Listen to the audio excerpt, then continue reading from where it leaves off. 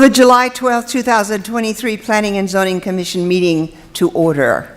Please stand for the salute to our flag. I pledge allegiance to the flag of the United States of America and to the republic for which it stands, one nation under God, indivisible, with liberty and justice for all. You may be seated.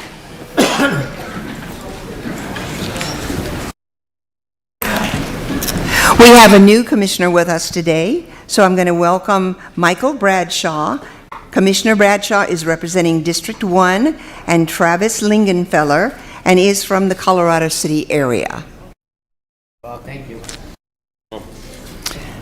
Laura, we'll have roll call, please. Commissioner Bradshaw? Commissioner Barlow? Here. Commissioner Kelly? Here. Commissioner Hassett? Commissioner Hubbard? Here. Commissioner Martin? Here. Commissioner Patillo? Commissioner Alexander? Here. Commissioner Morse? Here. And Chairperson Gillette? Here. We have a quorum. Thank you. And we'll now have an automated announcement. Anyone who has not signed in, please do so at the table located in the lobby.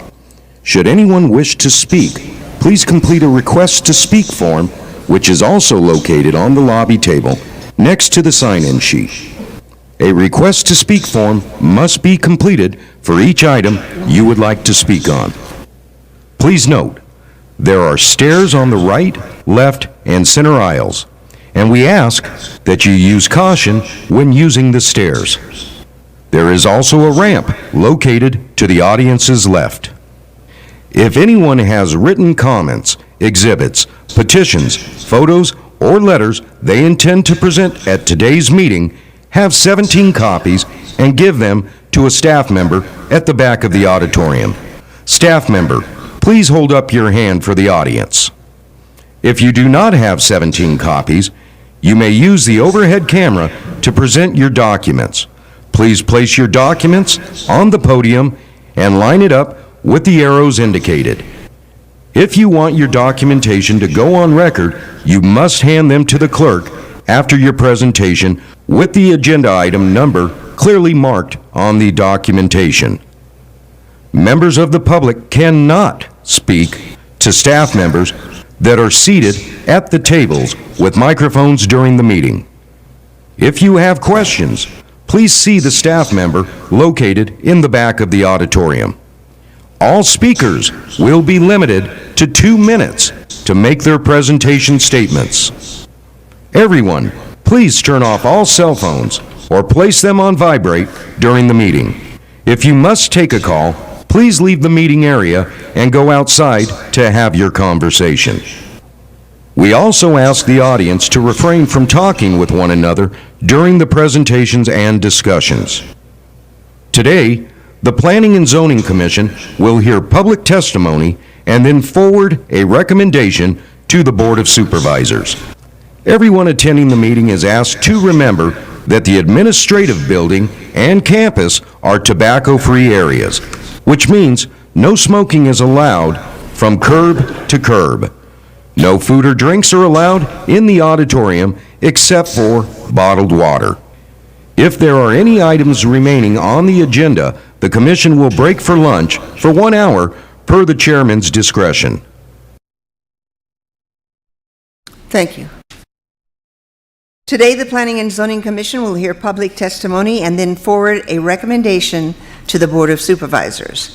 The items with a recommendation made by the Commission will then be heard by the Board of Supervisors on Monday, August the 7th, 2023 at 9:30 a.m. in this same location with the exception of any continued items. And I believe that our minutes are going to be reviewed at August 9th meeting. So we'll go to item number 1, Alex Boland. Item number 1 is an evaluation of a request for a rezone of assessor's parcel number 402-59013J from an AR agricultural residential zone to an R1 single-family residential zone to allow for a minor land division in the Beaver Dam vicinity. Staff recommends approval with standard conditions. Thank you. I'm going to open the public hearing. Does the applicant wish to speak? Are there any others who wish to speak on this subject? Hearing none, I'm going to close the public hearing. Does any commissioner have any questions or comments at this time? Hearing none, I will call for the motion. To approve item 1 for staff recommendation. I have a motion by Commissioner Kelly, seconded I'll second. by Commissioner Hubbard. All in favor, say aye. Aye. No one's on the phone? Okay. Opposed? So moved. Item number 2, Peggy Clements. Item number 2 is an evaluation of a request for a special use permit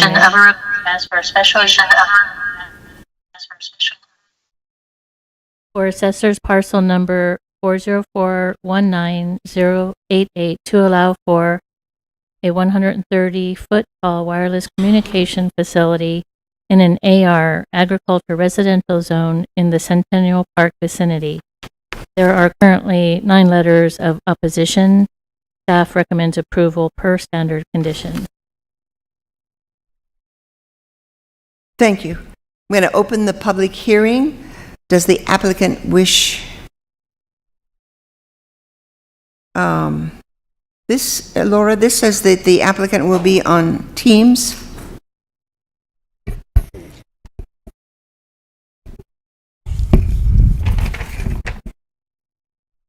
Lorelei, are you on the phone?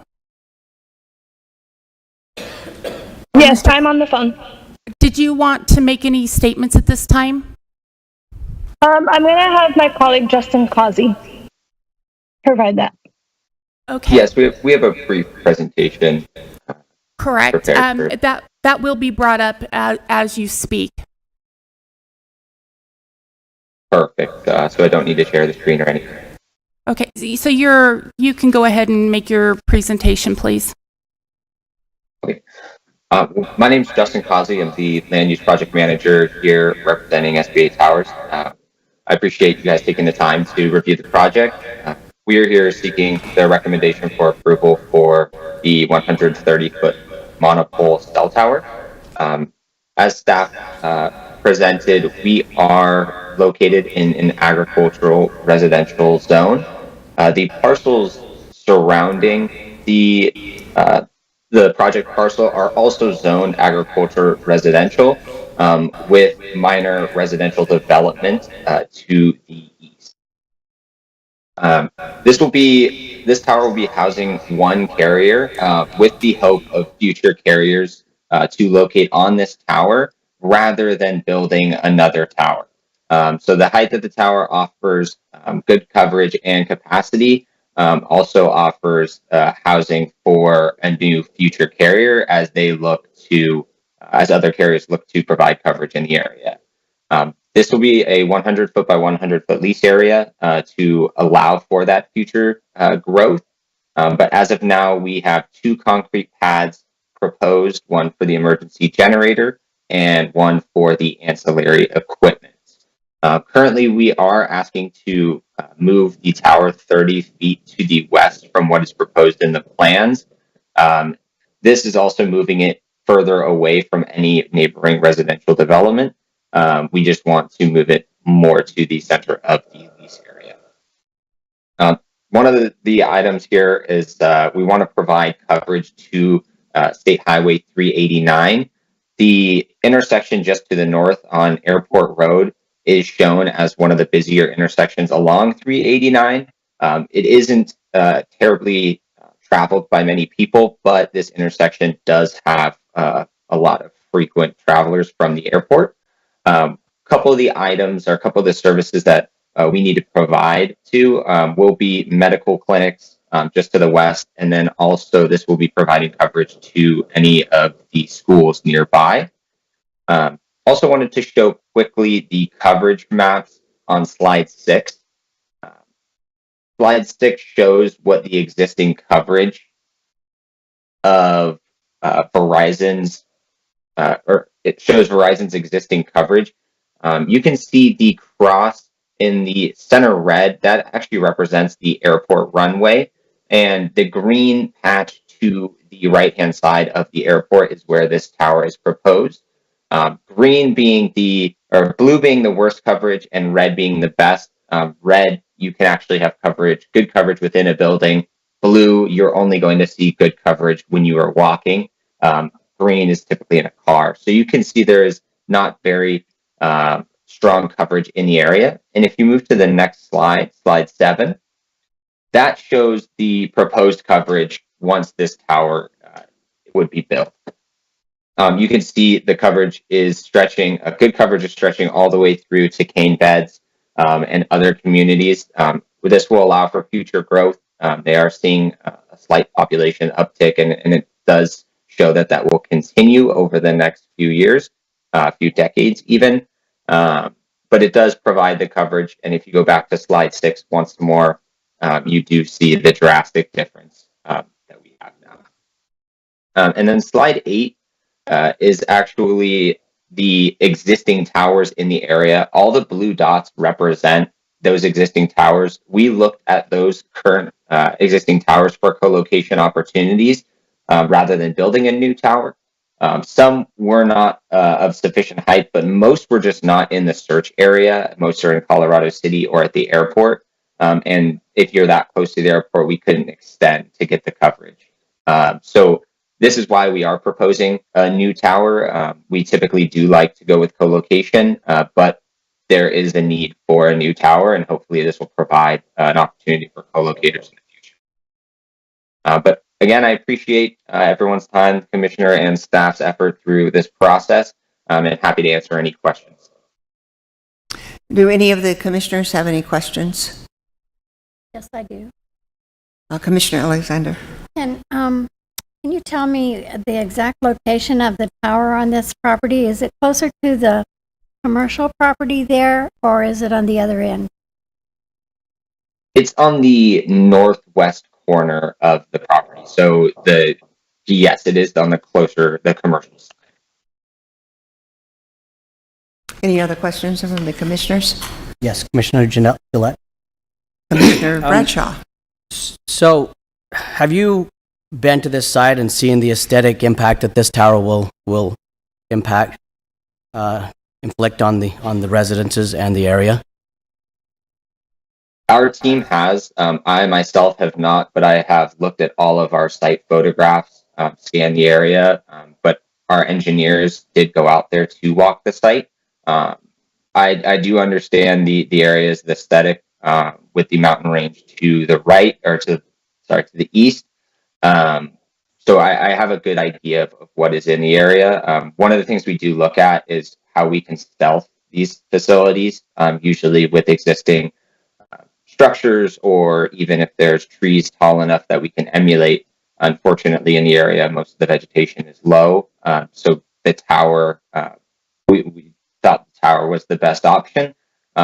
We also chose the monopole design and to paint it with a brown color to blend in as best a tower could. Continuing, what about a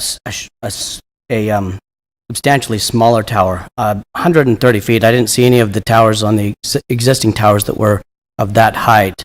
That's pretty dramatic. So we did look at a lower option. One, the coverage does take a big hit at a lower elevation. There is currently a 143-foot tower in Colorado City. There's about 3 towers over 100 feet.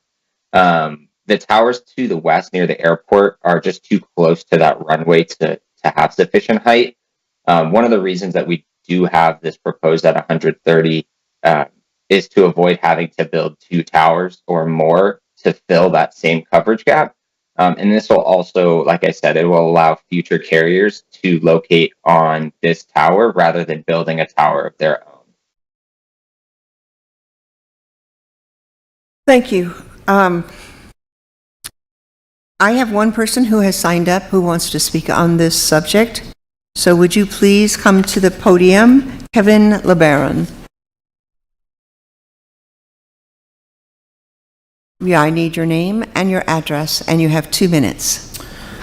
Kevin LeBaron, and my address is 1875 South, 300 East, in Centennial Park / Colorado City, Arizona. I am the neighbor adjoining the property to this proposed project to the east. I sent a letter in, so you have some of my feelings. I know you've read those letters and whatnot, but I wanted to come in and present it personally on a different light and a couple of different subjects. I believe it impacts property value. I believe that my sunset views are going to be ruined. This tower proposed will be 150 feet from my back door. I distrust the radio waves, the health issues. I believe that we are told that it's safe and everything because the parties that say this are the ones that are interested. And what I would like to address today is, I don't know if any of you have been up in that area, but we have these beautiful mountains to the north and to the east of Colorado City and Centennial Park. And the ground gradually slopes to the west. This ground is treed, and it gets less and less trees the farther west it goes into the valley. It's the Arizona Strip. It's wide open. Why in the world they choose one of the most beautiful landscapes, treed areas, to tell us that they have a quarter-mile range? I spoke with Justin 45 minutes a couple of weeks ago, and why we feel they have to have that spot, I don't believe it. I proposed I could help them find another one. They have wide open country to find a place that's less intrusive, that impacts our views, the beauty of our area, and the future. Once we open this can of worms, where does it go? How are we going to stop and maintain the beauty of our area? Thank you, sir. Thank you. Is there anyone else who wants to speak on this subject? Okay, if you want to speak on a subject, I really need for you to fill out the paperwork because it looks like we have a long day, and I'm going to make this as short as I can. I'm going to close the public hearing, and we've already had questions from the commissioners, so I'm going to call for the motion. I'll make a motion to deny. I will second that motion. I have a motion by Commissioner Martin, seconded by Commissioner Bradshaw, to deny the permit. All in favor, say aye. Aye. Aye. Opposed? So moved.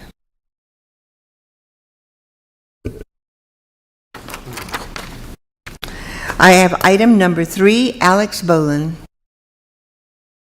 Item 3 is an evaluation of a request for a special use permit for assessor's parcel number 40222-096 to allow for the expansion of an existing RV park in an AR agricultural residential zone in the scenic vicinity. Staff recommends approval with standard conditions. Thank you. I'm going to open the public hearing. This is item number 3. Do we have anything on item number 3? Does the applicant wish to speak? You're just going to be available for questions? Okay. Are there any others that have signed up to speak on item number 3? Okay.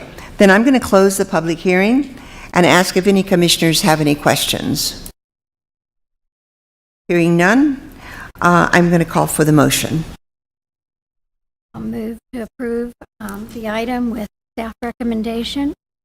Second. I have a motion by Commissioner Alexander, seconded by Commissioner Martin. All in favor say aye. Aye. Opposed? So moved. Item number 4, Alex Boland. Item 4 is an evaluation of a request for a rezone of assessor's parcel number 402 64099 from an RE10A residential recreation 10-acre minimum lot size zone to a CMO 10A commercial manufacturing open lot storage 10-acre minimum lot size zone to allow for inside and outside storage space for lease in the Littlefield vicinity. Staff recommends approval with standard conditions. Thank you. I'm going to open the public hearing. Is the applicant present, and do you wish to speak?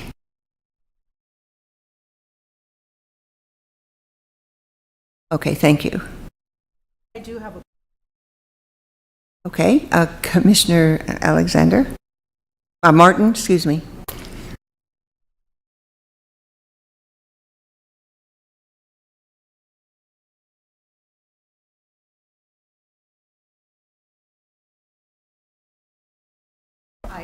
Hi. Name and address, please.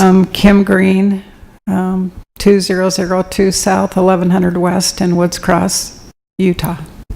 Okay, so you're wanting to do this for outdoor storage purposes? Outside storage with covered parking for RV for storage. Would you consider a special use permit for that, rather than change the zoning to manufacturing and opening it up to future manufacturing on the property? I don't know about a special permit. I don't know what that means for this. Chairwoman Gillette, Commissioner Martin, just to clarify, so there's certain special use permits in the county that you can apply for. There isn't one currently to allow for outdoor storage in a different zone. And so in order to have that outdoor storage, the CMO zoning is the zoning that's necessary to accomplish that. Thank you. Okay, thank you. Okay, since she's there, any other questions from the commissioners? Okay, thank you very much. Thank you. Are there any, did we get any requests to speak? All right, then I'm going to close the public hearing and ask for a motion. I'll make a motion to approve item 4 with staff recommendation. Okay, I have a motion by Commissioner Alexander, seconded by Commissioner Kelly. All in favor, say aye. Aye. Opposed? Aye. So noted. It passed. Item number 5, and this one is Matthew Gunderson. Item number 5 is an evaluation of a request for an amendment to the Mojave County General Plan from a medium-density residential land use designation to a general commercial land use designation and a rezone from an RE residential recreation zone to a C2H highway commercial zone for assessor's parcel number 120-05201 to allow for future commercial development in the Lake Havasu vicinity. Staff has received one letter of opposition for this item. Staff recommends approval with standard conditions. Thank you. I'm going to open the public hearing. Is the applicant here, and do you wish to speak?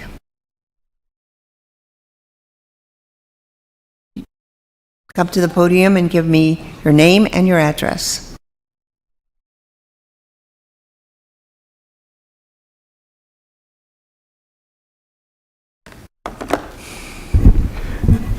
Hello there, my name is Ivan Betancourt. I am at Selberg Associates Incorporated architecture firm at 2130 Mesquite Avenue in Lake Havasu City, Arizona. Thank you, Matthew, for your presentation, and thank you to Mojave County.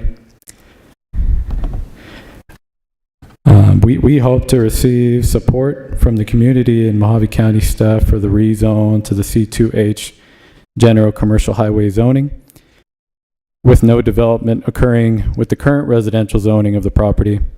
We strongly feel that it will be of more value and use to the community with the proposed C2H zoning. Thank you. I have a question. Yes. Haven't we had this property before us before? I'm not certain.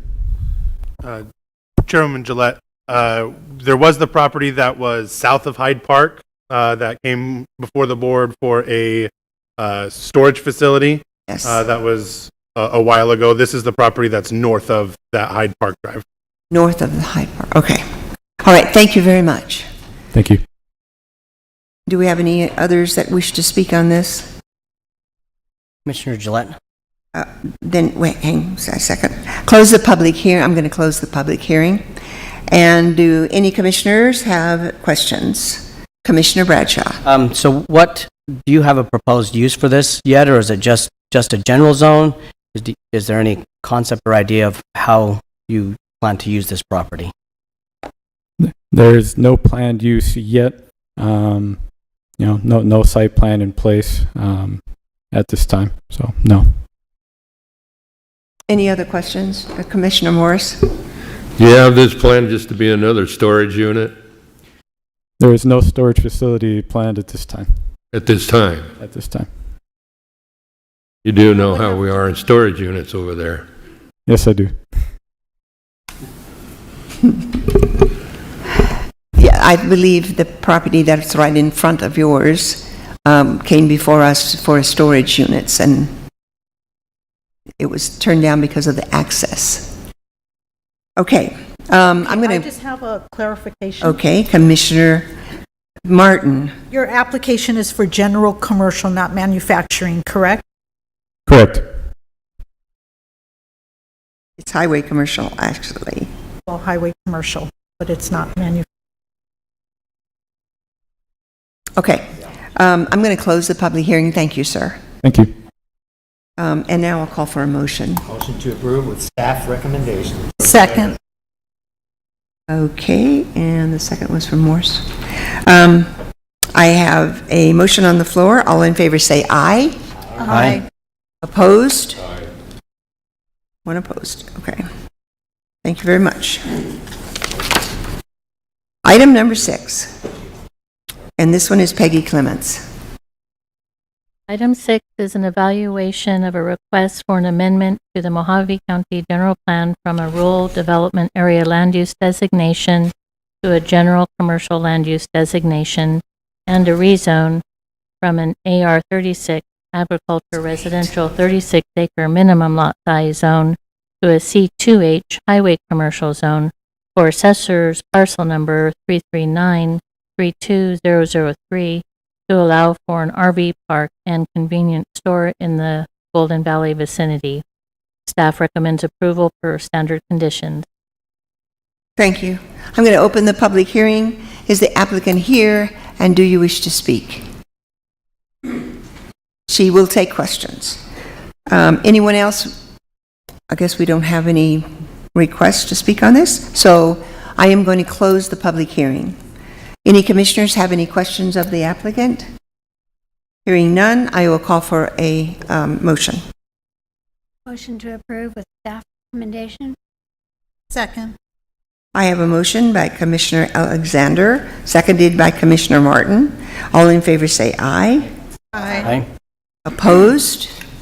So moved.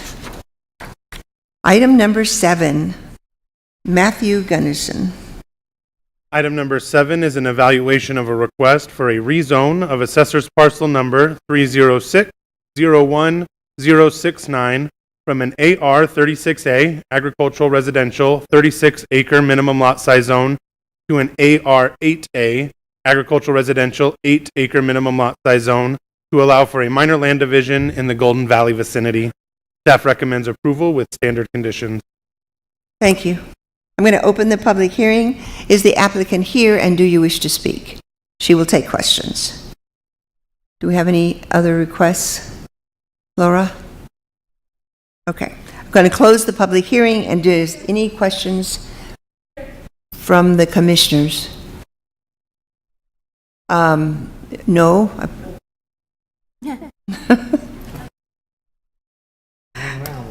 Yeah.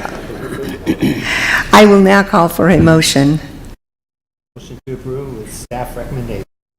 And the motion. Okay, we have a motion by Commissioner Kelly, seconded by Commissioner Martin. All in favor say aye. Aye. Aye. Opposed? So moved. Item number 8, Peggy Clements. Item 8 is an evaluation of a request for a rezone of assessor's parcel numbers 306-25019W, 019X, 019Y, and 019Z from an AR 10A agriculture residential 10-acre minimum lot size zone to an AR agriculture residential zone to bring the property into compliance in the Golden Valley vicinity. There are currently 7 letters of opposition. Staff recommends approval for standard conditions. Thank you. I'm going to open the public hearing. Is the applicant present, and do you wish to speak? Okay, would you come to the podium and give us your name and your address? Hello, everyone. My name's Corey Davis, 4079 Cross 4 Avenue in Kingman. My understanding, we have 8 letters of opposition, but I'm not sure. Of those complainants, only 2 of the 8, meet the 5-acre minimum that they're trying to hold me to. I have the breakdown here if necessary. Of my immediate neighbors, where there's 13, 10 of the 13, or 77%, have 3 acres or less. So I'm sorry. So the opposition is arguing that I should be held to a standard that 77% of the neighbors don't meet. It's also worth noting that previous to my ownership, my parcel and the parcel behind me, owned by Killingsworth, another 5-acre lot, were actually approved for a 1-acre split. And apparently there was a condition set with regards to water. Again, this wasn't me, but I understand that the condition wasn't met. There is water in that area. I have paid to have the water extended fully in front of my parcel, which benefits the people across the street. And I've obviously met that previous condition, if that matters. I fail to see the fairness of this. And I'm glad to answer any questions. I have a question.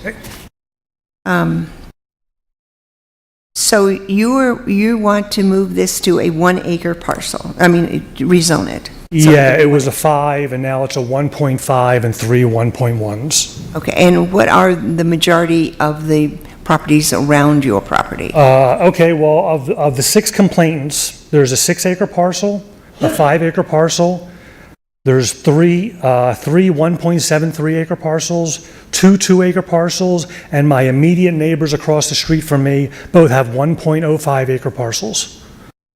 Of the immediate neighbors, if I include everyone that touches me in any way, there's 13 lots. The only thing that changes there is there's a 10-acre, a 6 a 5, 2 3s, 2 2s, and 3 1-acre parcels. Thank you. You're welcome.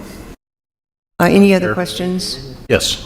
Commissioner Morse? Yes. Did you purchase the 4 lots? Yeah, it's in my existing letter to you. I purchased the 5-acre lot that was advertised as an AR1 already done lot. It was advertised on Realtor M and the MLS as all I needed to do was a survey, which I did. I hired a survey, which you already have. I didn't get the information I should have gotten. I extended water to the extent of $12,000. Nothing came up in that permit process, and actually had the property sold. And that's when this showed up, and then none of us knew anything, and this process started.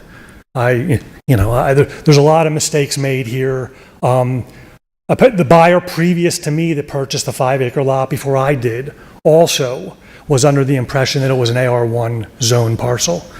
I guess, I don't know the answer, and I didn't get the answer when I spoke originally to the zoning department, but it appears that a mistake could have possibly been made here when it was approved for 3 years in '06 as an AR1, and then the water stipulation wasn't met.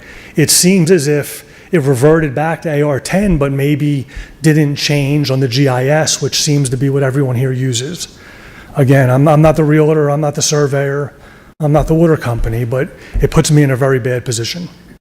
So it was split by legal description and not by a parcel map?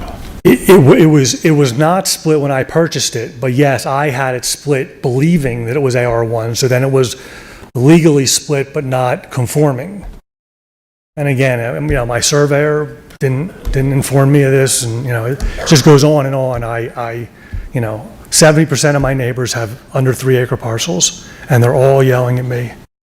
Can I ask what your reasoning for splitting the property? My original reason was to live on the 1.5 acre parcel, and some of my friends from Colorado were going to purchase the other parcels, and we're going to have a nice little homestead there.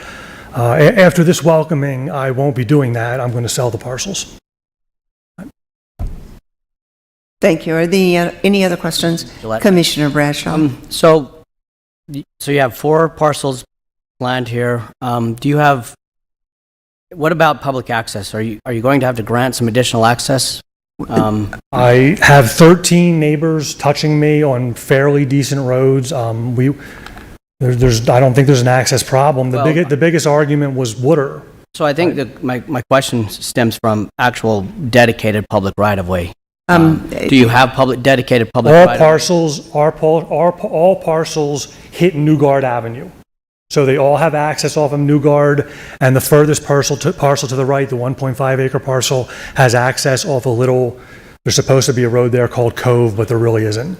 So they all have real access. My question stems from if you do have to ask for additional right-of-way, if you have to present additional right-of-way to the county for public, does that make the parcels less than 1 acre ultimately?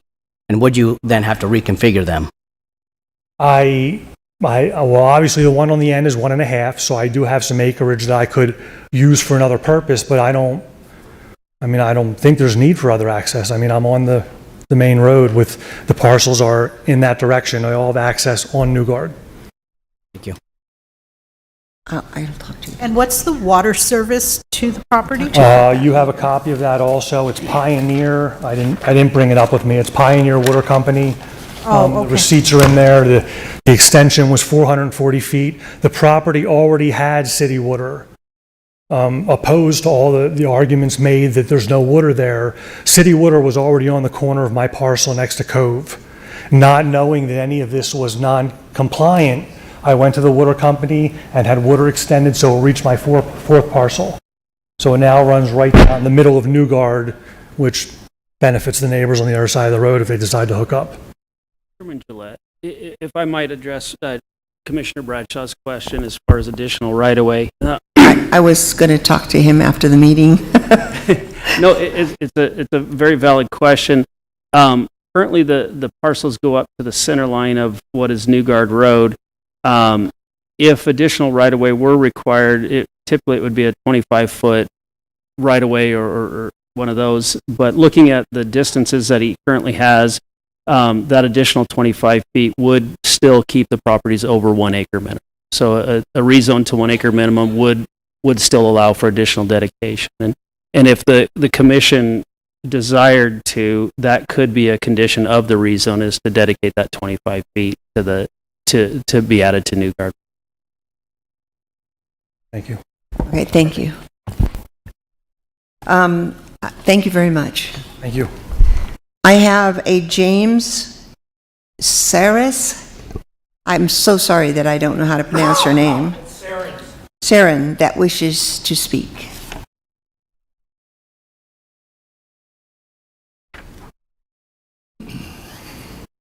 My name is James Sarens. I live at 5630 Newgard Drive. And 2 minutes isn't quite going to get it, but I'll do my best. The reason I object to this whole deal is because, from the way I understand it, this property was bought and split by the person that bought it. And I call that illegal. Okay, if you're in the business buying and selling property, you should know that. Okay, not only that, he's already asked to have 20 foot of the street coming into our property, our neighborhood. Okay, which, you're just taking the street down to nothing. And that's right at the beginning. Okay, now I don't know if he needs that. Sounds to me like he needs that extra 20 foot per property so that he can split it into 4 pieces. You're cramming too many places into a small place there. Everybody there is good friends, and we're happy with the way it is. But when you start bringing down the size of the street so he can cut it up and make money, because that's all they're doing, is trying to make money. we're a neighborhood, a happy neighborhood at that. And then we have the water issue. Yeah, he's got water, but what about my water pressure? What about my 20 feet? Do I get 20 feet of the road? I don't think so, because then I'm going to have to pay to have my fence moved. Everybody else has got their fences back to where you originally, asked for it. We're not trying to steal land or whatever. I just think it's I just think it's a bad idea. It's just it's not an unmaintained road. Got it. You're gonna have to put another road in. Santa Maria isn't even in yet. It's gonna cost. I have a question. Sure. Have you talked to him about this? No. He never contacted me. Well, if you're talking about 10 feet, that everybody else has got their fence, don't you think you should just ask him if he will do that too? To move my fence? No, to put his fence where everybody else has their fence. Well, he's already petitioned, I believe he's already petitioned you guys, and you approved to take 20 feet. Okay. All right. Out of a 80-foot road, you're bringing our road right down to nothing, right where it enters the neighborhood. I don't think that's right. I'm sure that if you guys would talk to each other, you probably could figure it out. Thank you, sir. Okay. The next one who wants to speak on this subject is Pat O'Neill. State your name and your address. My name is Pat O'Neill. I live at 1245 South San Pedro, Golden Valley. I came to protest this zoning by Corey Davis on the property he's talking about. I own 306-25019L. It's a 6-acre parcel. This is a small neighborhood. It's on a non-serviced road, and none of the people between Verde and San Pedro on Newgard are in favor of this. It's all started with this 20-foot retaking of the road access, which seemed to be granted, but it doesn't actually add any benefit to the rest of us. The whole action seems to be taken sort of a backdoor way. If you add those 4 lots there and you put 2 cars on each one, you've doubled the amount of traffic that's on this road. And I spent $4,000 putting AB base on this road because it's nothing but a goat trail, rutted mess. It's when it rains, you couldn't even access the road until I put the base material in there. Next thing is the water line that went straight across the front of my property and ruined the base material that I put down. Nobody compensated me for that. The other thing is the wildlife in the area contains the burrowing owls, and that's an endangered species. I bought this property because of the lack of traffic on it and the peace and quiet.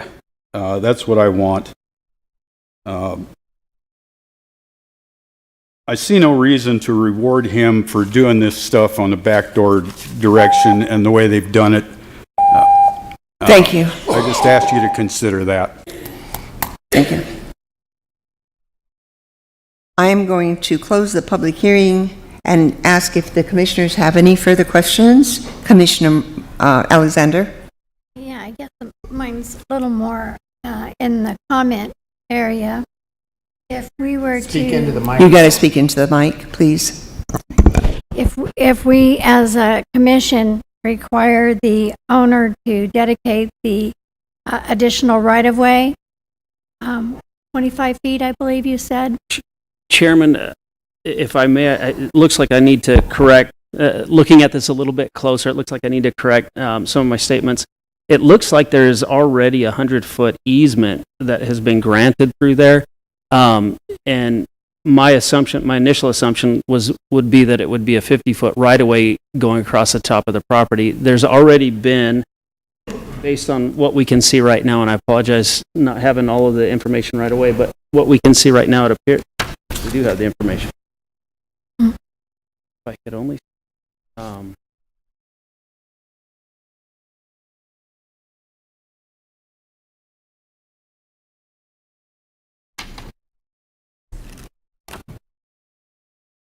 so there's a 50-foot easement granted as part of the latest record of survey. I believe this is the latest. So there's been a 50-foot easement granted across the top of his property already as part of the record of survey. There may be, we'd have to look at it to see the exact acreage, but if we were to require a dedication, that would take that property and transfer it. That might put him really close to that 1 acre minimum that would go with the AR. The easement, however, he maintains the property, and the easement would still allow for traffic through there. So right now, he has already granted 50-foot easement towards the public across the north end of his property. So as part of the rezone, one of the conditions would be I believe it's do we have a parcel plat as one of the conditions on this? So we don't currently have a parcel plat required as one of the conditions of this rezone, but however, if the commission were to add a parcel plat requirement, that would require it to then be reviewed by Public Works and Planning and Zoning before the split would be approved. So that would then give Public Works the opportunity to look at that easement and look at what's required and be able to require what was needed for that roadway. So, excuse me, so if we were to accept this with the condition that a parcel plat would be required, that would be ideal, and that would ensure that the roadway... take care of the dedication of the roadway to match the other existing part. Yes, ma'am. And he would still have to be in compliance, and by doing that, if he had to take some additional, like readjusting the parcels, that would be required? Yes, so by requiring the parcel plat, that would give Public Works an opportunity to look at the right-of-way and require what would be needed there. And if lot lines were to be needed to be adjusted, it could occur during that parcel plat as well. Thank you for the clarification. Yes, thank you very much. Did I close the public hearing? If I didn't, I'm going to do it now. And I'm going to ask for a motion. I will make a motion to approve this item with the condition that a parcel plat be required. I will second that motion. Okay, I have a motion by Commissioner Alexander, seconded by Commissioner Bradshaw. All in favor say aye. Aye. Opposed? Aye. We have one opposed. And the motion passes. Item number 9, Matthew Gunderson. Item number 9 is an evaluation of a request for an amendment to the Mojave County General Plan from a rural development area land use designation to a light industrial land use designation, and a rezone from an RE1A residential recreation 1 acre minimum lot size zone to a CMO commercial manufacturing and open lot storage zone for assessors parcel numbers 308-31013A and 308-31015A to allow for a new commercial office building and business expansion in the Golden Valley vicinity. Staff recommends approval with standard conditions. Thank you. I'm going to open the public hearing. Is the applicant here? I assume you are, since you filled out a paper. Crystal, is that Crystal? Crystal Gabrielson. Yes. Would you like to come to the podium and say something? Crystal Gabrielson, 3426 North Mirror Road, Golden Valley, Arizona, also attached to the 7107 North Highway 93, which is Westside Disposal across the road. One of the planning and zoning people called me because I do not have a site plan, and there is a reason for that. If I were to turn in a site plan, even if it were predicted to you guys at this time, the parcels that you just seen up there that I'm rezoning do not match the rezone of the parcel in the middle. Can't combine them till the warranty deeds are the exact same, which in my hand, aha, I did this morning and it's on its way. So that's step 1. Step 2, if I were to try to give you a site plan before they're parceled or the rezoning is approved, it would be rejected because I'm crossing the property lines. Thank you. I'm sorry. The chair recognizes I Laura. was going to say, my buttons are wrong somehow. I apologize. She still has time. Yes. Oh, okay. No, actually, I'm okay. I just wanted you to understand why there's not a site plan in front of you or a predicted one, because I have to do one thing to do to the next thing to do to the next thing before I can do that thing, so it don't get turned down. Okay, thank you very much. Are there any questions from the commissioners? Commissioner Martin? So you're indicating you are intending to do commercial office building? Just my office building. Okay, Westside Disposal is directly across the street, the trash company. So by combining the two parcels with the one that we already own, already have commercial, it will allow us to move containers over there. No trash will be dumped, not a landfill.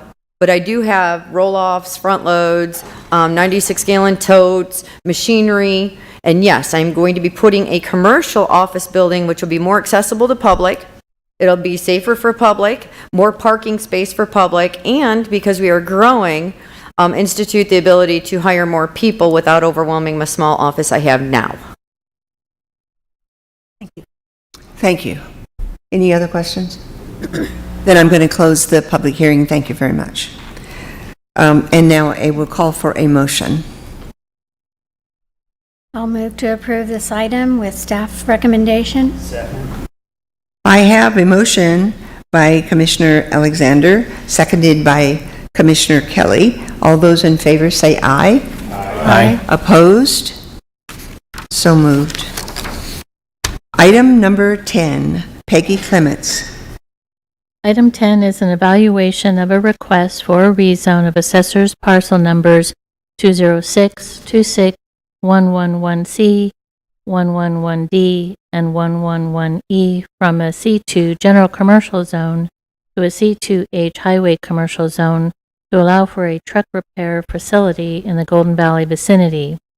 There are currently 4 letters of opposition and 1 letter of support. Staff recommends approval per standard conditions. Okay, thank you. I'm going to open the public hearing and ask if the applicant is present and do you wish to speak?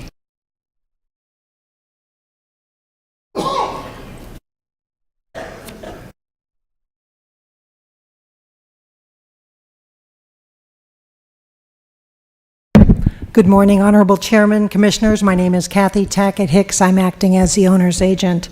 I don't know if anyone else wanted to speak on the item, but I wanted you to know that I was aware of the opposition letters, and I've looked at that, and I wanted to describe the project just a little bit.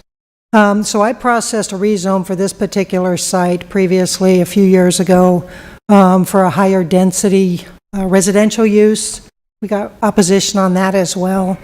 Currently, there are 3 parcels on this, and the proposal right now, I guess I'll jump back. So the Oatman area is sort of like an outlying community. I've processed numerous rezones along this route, and for companies that are up and running right now, the Scott Company across the street, ASAP, Diesel, I mean, there's a lot of things going on there, and because of that, I think there's always going to be questions on zoning, because outlying communities just go, really how those areas are presented.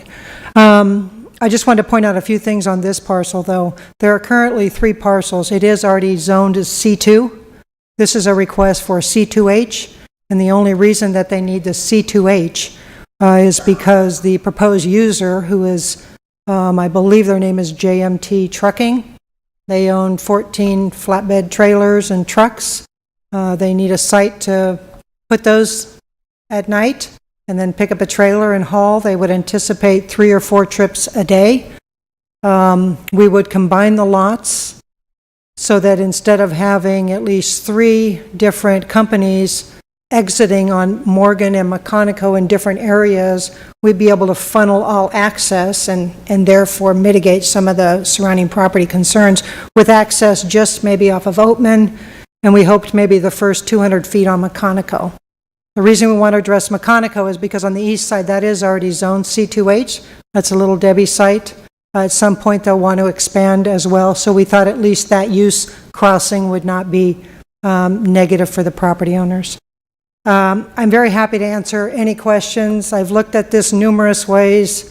My personal opinion is I like it because it can funnel the traffic and address some of those concerns. I think it's a good low-impact use, flatbed trailers. You can't even see over the top of fences. I'm happy to answer any questions. I'm here, and if someone else has any comments that I can answer those questions, I'd be happy to do that as well. We have some people who want to talk on this subject. Okay. So let me call them, and then we'll, if they have, the commissioners have questions, we'll call you back. Very good. Thank you. You're welcome. Okay. Since we have so many, I'm going to ask for the person to come up to the podium, and I'm going to call the name of the second person so you can get in line, so we don't have to wait for you to come from the North 40. The first one's name is Elizabeth Miller, I believe.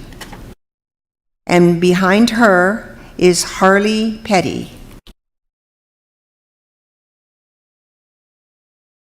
State your name and your address.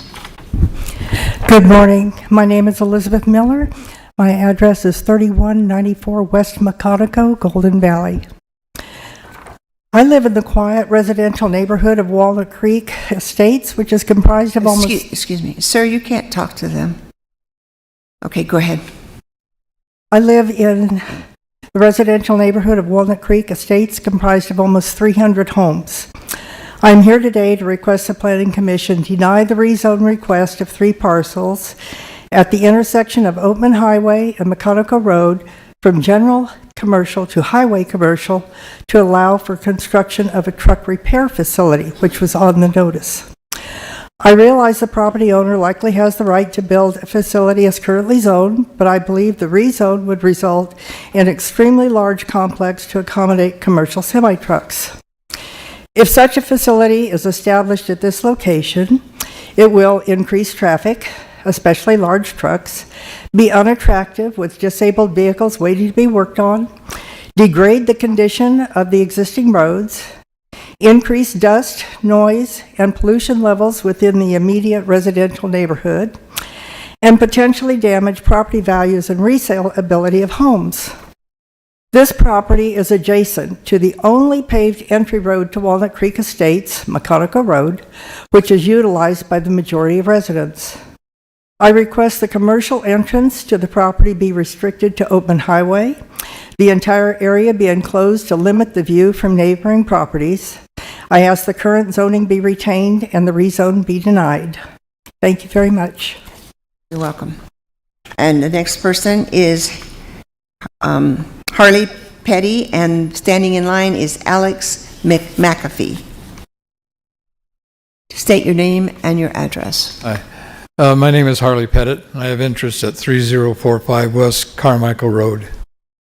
If I can have the picture here of the property brought up on the screen.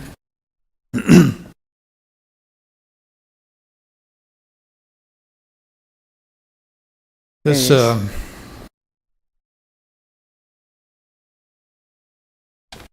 first screen.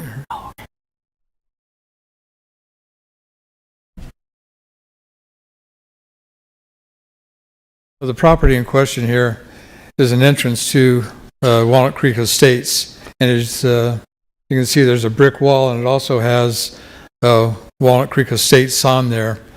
There's no buffer between the other commercial properties, the truck stops, Little Debbie's, and like that. There is we have to show a need for rezoning if there's a C2H property available. It's unfortunate that the owner doesn't have that, but it also affects the Walnut Creek Estates area, which for all intents and purposes is rather exclusive, acre plus properties. This could affect the property values, as was stated before, and it's going to butt right up to a single family resident at the rear of the property. If I can bring those up. More pictures. The overhead picture. You can see there's a single-family residence up there. It's going to be abutting that, definitely affecting their property values. It's just the wrong location for such a business. The old FedEx building that's further north is available for sale, and it could be a buy, sell, or trade by the property owner to acquire that, which would be out of the way of the residential area. I just don't think it's a proper move. Like I say, it'd be no buffer between residential and commercial property going to a C2H from a C2 property. Thank you. Thank you. Alex McAfee. And standing in line, oh goodness, I think it says Tony Heath. Is that correct? Go ahead, sir. Your name and your address. My name is Alex McAfee. I live at 2761 West Shauna Drive, Golden Valley, Arizona, in Walnut Creek Estates. Chairperson Gillette and Commission, I thank you for your time this morning. I love where I live. I chose to live there because of the ambiance of the neighborhood and the semi-seclusion of the neighborhood. I did not want to live in a big city anymore or even in town, Kingman. That is my why for moving to Walnut Creek Estates. There are several negatives for a truck shop to be on this property. The roads, Route 66 and Shinramp, are already torn up from trucks from IWX, CTI, Little Debbie's, FedEx, Canyon Distributing, and Scott Industries. Route 66 is a single-lane residential road, pretty much. Traffic, we already must deal with truck drivers that do not know how to drive their rigs, this from fellow truck drivers that I know, and they also do not know proper driving responsibilities or how to read and obey traffic signs and laws or respect residents in the area. Water seems to be a problem. A plan to build a Love's or similar truck stop 2,000 foot down the road. They drilled for water and could not find any, and as far as I know, the project has been scrapped indefinitely delayed. Why would this be a different situation? Would they be tapping into our water at Walnut Creek Estates? We already have water issues, which you will hear from me on items 11 and 12. Property value. Our home values in Walnut Creek Estates will drop due to this truck repair shop. Our homes are our largest investment in most of our lives. The last thing we want is for their value to go down. This threatens our future and our kids' futures, as well as Mojave County's future from our children. It also opens the door for more industrial building in the same area.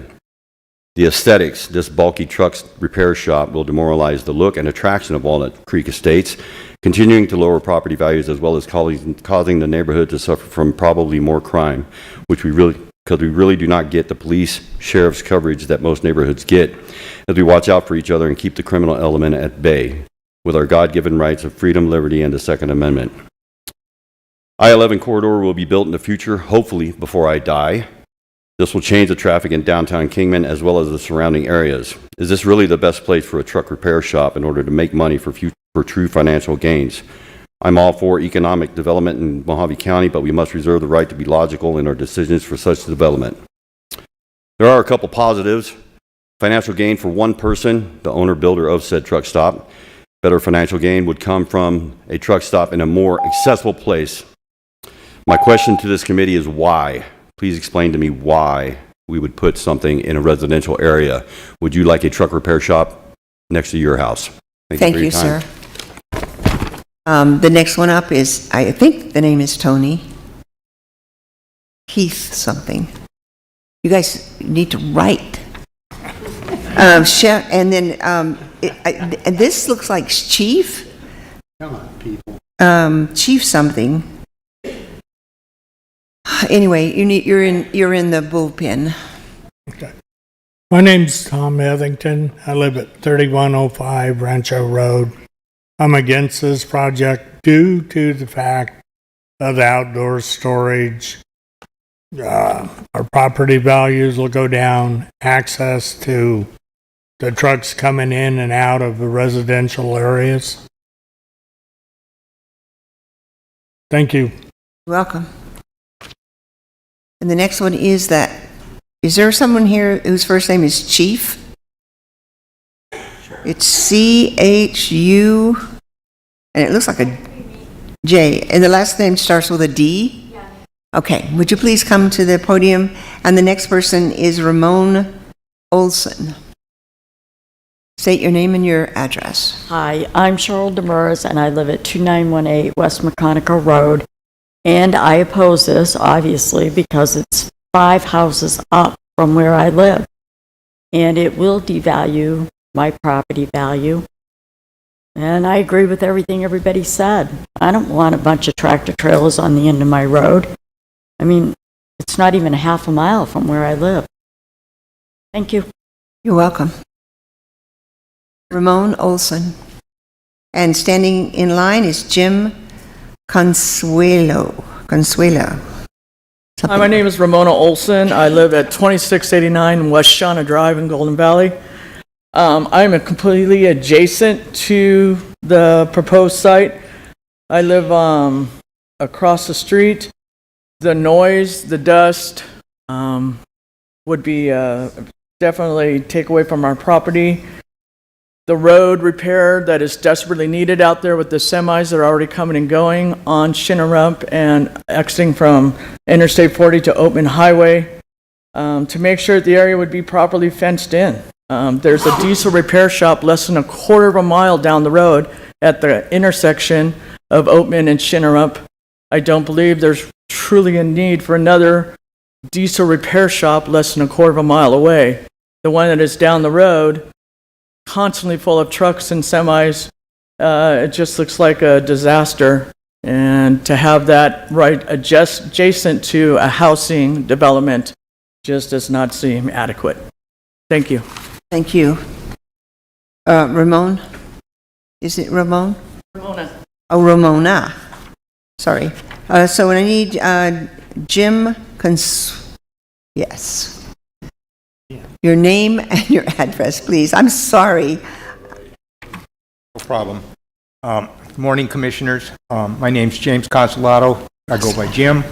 I live at 3024 Malibu Road, Golden Valley, Arizona. Pretty much all of the points that need to be made this morning on this particular item and rezoning have been made eloquently by residents and my fellow neighbors. So I'm just going to say simply that I think we should keep the zoning as it is. Walnut Creek is a residential community. We have many fears about, air pollution, water pollution, traffic, eye pollution, and even some serious concerns about our well water. We have 4 wells out there that serve 300, maybe 400 homes. And we just got the report from the Arizona Department letter of environmental quality telling us that our water was already polluted. And I think there was a mention of diesel and other things in there. So, we don't want any more pollution. Keep it small, keep it simple. And that's pretty much what I had to share. And thank you. Thank you, sir. Commissioner Gillette. Do the commissioners have any questions of the applicant? General. Commissioner Alexander? Yes, I'm just a little bit confused in that it's already a general commercial zone, changing to a C2H. Regardless, it's a commercial, and regardless, commercial is going to come in there. And I'm not sure what kind of commercial that you are against or for, and without asking staff specifically what a C2 would allow that a C2H, or a C2H would allow that a C2 does not. It is commercial, and I understand the water issue, but I think it's kind of a, you're already sitting in that situation where you're going to have to deal with some kind of commercial coming in there. And I drive by that area almost every week, and I know the type of commercial that's already in there. In my opinion, it seems to fit with what is there now. And I understand that it's a burden for you to have more commercial, but it's already commercial, and that's what I'm just not quite getting. Madam Chairman, Commissioners, it is already commercial, and right now he can put in vehicle repair shops. because I looked at that to try to find out the only reason that he would go to a C2H is to have the ability to park those flatbed trailers there. When we talk about truck repair, I did want to be totally transparent, but the truck repair is them working on their own trucks. It's a father-son JMT is, so it wouldn't be an aggressive thing. But the truth of the matter is I was not aware that there was this much opposition. I had seen a couple letters. I had spoken with the owner. The residential parcel that's right there connected, it's my understanding, they have no problem with this. And I should have had that person maybe be here or something, because that's the only one that's really kind of impacted. There is C2H right across the street, Mechanico. I don't want to put the board, I do believe that this is a reasonable request, but I do understand this, and had I known, I would have had a public hearing out there, just to meet with them to find out, and then have the owner better explain. If you would like, I have no problem with postponing this to the next meeting, so we can have a meeting out there. I can maybe iron out some of this stuff. I don't, you're absolutely right. C2 allows them to put up to 3 vehicle repair shops, which would be worse because they'd have traffic on Morgan fronting and also on Mechanico. So I thought in the scheme of things, that this was reasonable to funnel all the traffic on Oatman and really mitigated a lot of stuff. I have no idea about this Walnut Creek water issue. That's easy to check though. And the fact is, there's tons of commercial already there. C2H, it's an industrial designation right across the street, just to the south, and they have access from Shinnerup. And Oatman Road is a tourist. I mean, they're trying to guide people there, so the issue is not going to go away. With that entrance, excuse me, I'm sorry. Yes, ma'am. That's all right. Ms. Hicks, are you willing, if we pass this today, to have a meeting with them? Absolutely. Okay. That's what I needed to know. Yeah, Commissioner absolutely. Alexander? I think that. Yes, also to continue with that, is it planned to have the access off of Oatman Highway rather than down through Mechanico? Well, I told the owner that that's exactly what they need to do, Yeah. because I agree with some of the comments. I would not want an 18-wheeler running around that street at all. I'm sure in the parcel plat situation that they would Yeah. address that. Funneling that off Oatman is a reasonable request. The owner wanted it a little bit on Mechanico, but if that's the only paved access, their main one, I would not want to push that issue. I believe the best for the neighborhood is off Oatman. Okay, any other questions from the commissioners? Thank you. I Oops. do have a question. Commissioner Bradshaw? So one of the comments in one of the letters was that the Walnut Creek entrance sign is on that corner of that property, which, to be fair, would be kind of interesting to see that maybe relocated. Would that be something that would be amenable to the property owner and to the subdivision? So I'm not sure if it's across the street. I don't remember it being on the corner of this property, but maybe someone else knows. Isn't it across the street? It's on both sides? It's on both sides, so. Both sides. Yeah, so any development there, whether it be a vehicle repair shop or this diesel thing, I would assume there's a right-of-way permit for it in the right-of-way. I mean, I'll have to double-check. Clearly, if it has to be relocated, it would have to be relocated. I'd have to see who the ownership. Is it in the right-of-way with a right-of-way permit? Is it on the private property? I assume that it's there accurately. I'm just curious Yeah, if it would be of interest to the various parties to relocate it. If it needs to be relocated, they should absolutely do it. If their development causes that, that should happen. Thank you. Correct. Yes. Okay, thank you very much. Yeah, I'm thank going to you. close the public hearing and ask for a motion.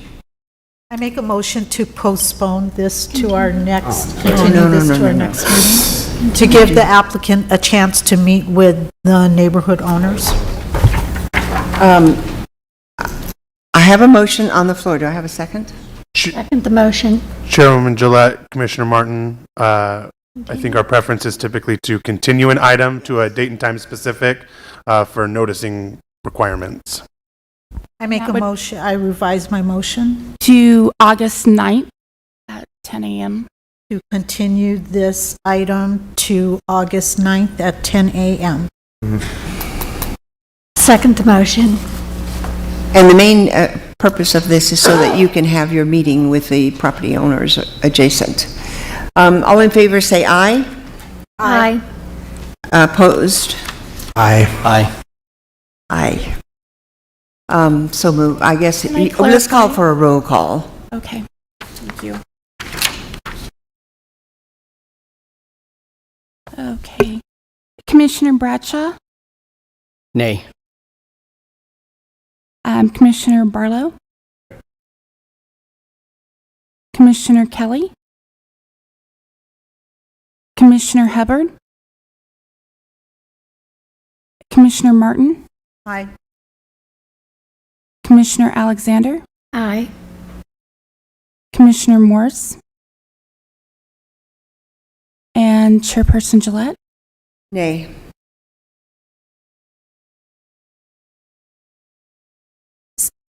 So the motion did not pass. Okay, so we need another motion to approve. And like I said, with the reassurances that Ms. Tackett Hicks will have a meeting with the property owners above them. You going to make the motion?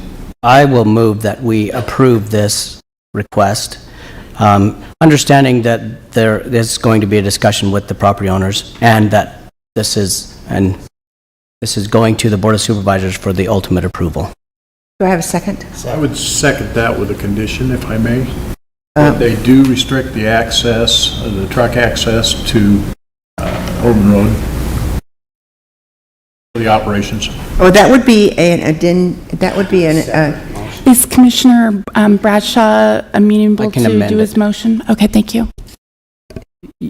so the motion now says, Yes, and I will accept that amendment.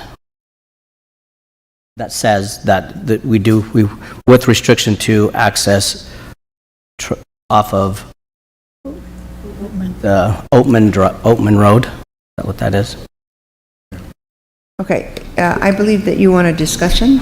Yeah, I'd like all the information accumulated to be here. If the information from the neighbors is not here, it'd be denied.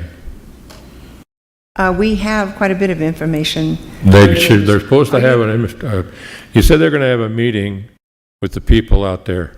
Okay. That's the information I want. I want that information from the people, from that meeting that she has out there with those people.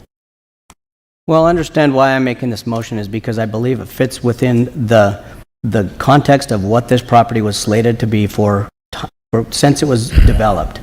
I don't think we're going against the planning of how this was supposed to move forward. I don't have any problem with that. The problem I have is she was going to have a meeting with the people out there in the area, and that information is supposed to be brought back to us in the August meeting.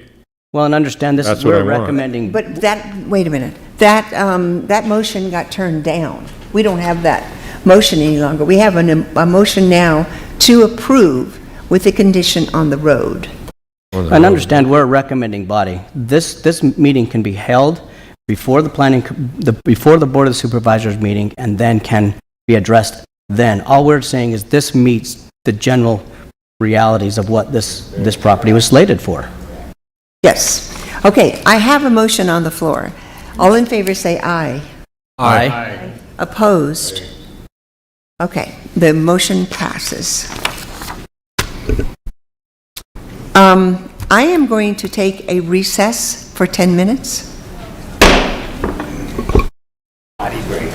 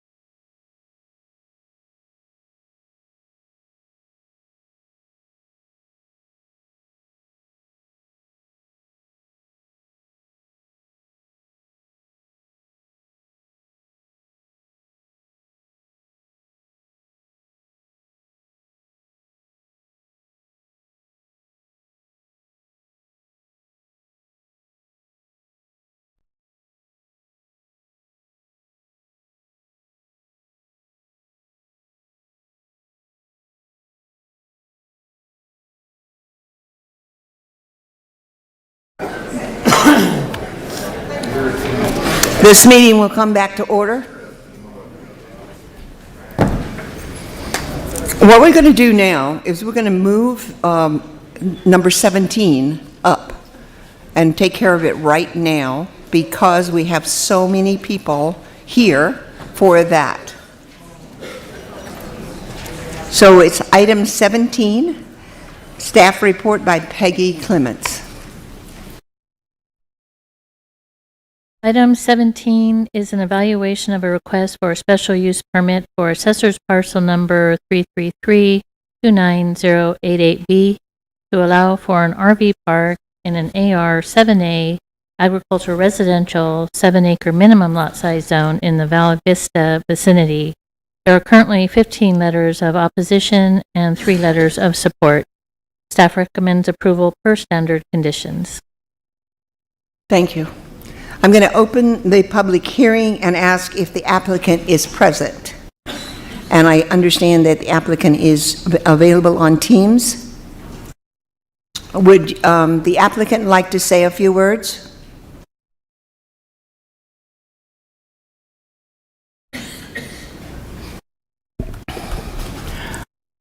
Hey, Scott, is the applicant still on the line? I'm going to, for time's sake, I'm going to move right along. I have the request to speak. Can you hear me now? Oh, there he is. Yes, That's there the you are. applicant. Did you want to say something? Hi, sorry. No, I'm Benjamin Huffman, and I am here to answer any questions about the project. Okay, thank you. I'm going to call the one name, and I hope I can read these names. You guys just kind of scribble. And then I will read the second name for the person that's in the bullpen, so to speak. And that way it'll move it along a lot faster for all of us. So the first name is, I think the last name is Stacker. Is that correct? Okay. S-T-O, Stalker, maybe. S-T-O. Okay, I can't read this. The telephone number. I guess I can do that. How about Barbara Bariski? Barbara? And standing in next spot would be Stuart Monroe. Come on down. I feel like we're playing. Hi, I'm Barbara Bonkowski. I live at 7348 East Dome Rock Drive in Valley Vista. We moved out there for the peace and quiet, and the traffic is already out of control. We have 200 new homes coming in from, can't remember the name of it now, I just said it. Angle Homes. The water situation is already not good. There's a lot of cattle out there, there's horses out there. We don't need any more people driving 100 miles an hour up and down Concho. There's only one way in and one way out, and it would be a disaster if something did happen out there for all of us to try and get out of there. Thank you. Stuart Monroe is next, and after that is Lee Barnes. Okay, thank you for listening to me. The name is Stuart Monroe. I live on, see.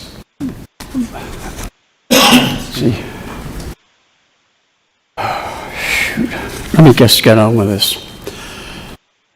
You have 2 minutes. Yeah, I'm aware of that, ma'am. Thank you. The direct effect on roads out here with an RV park is going to be profound.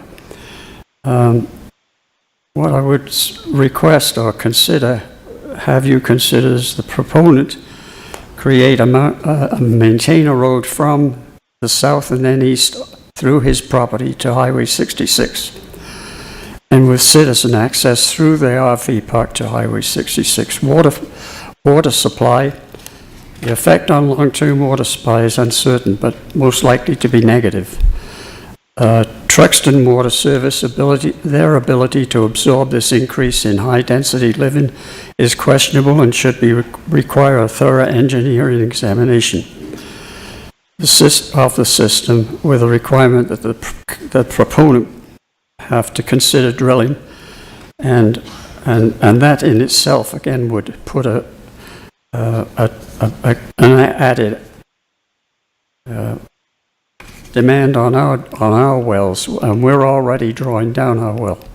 School bus services, today the estimate is 40 to 50 children are picked up each day and deposited each day.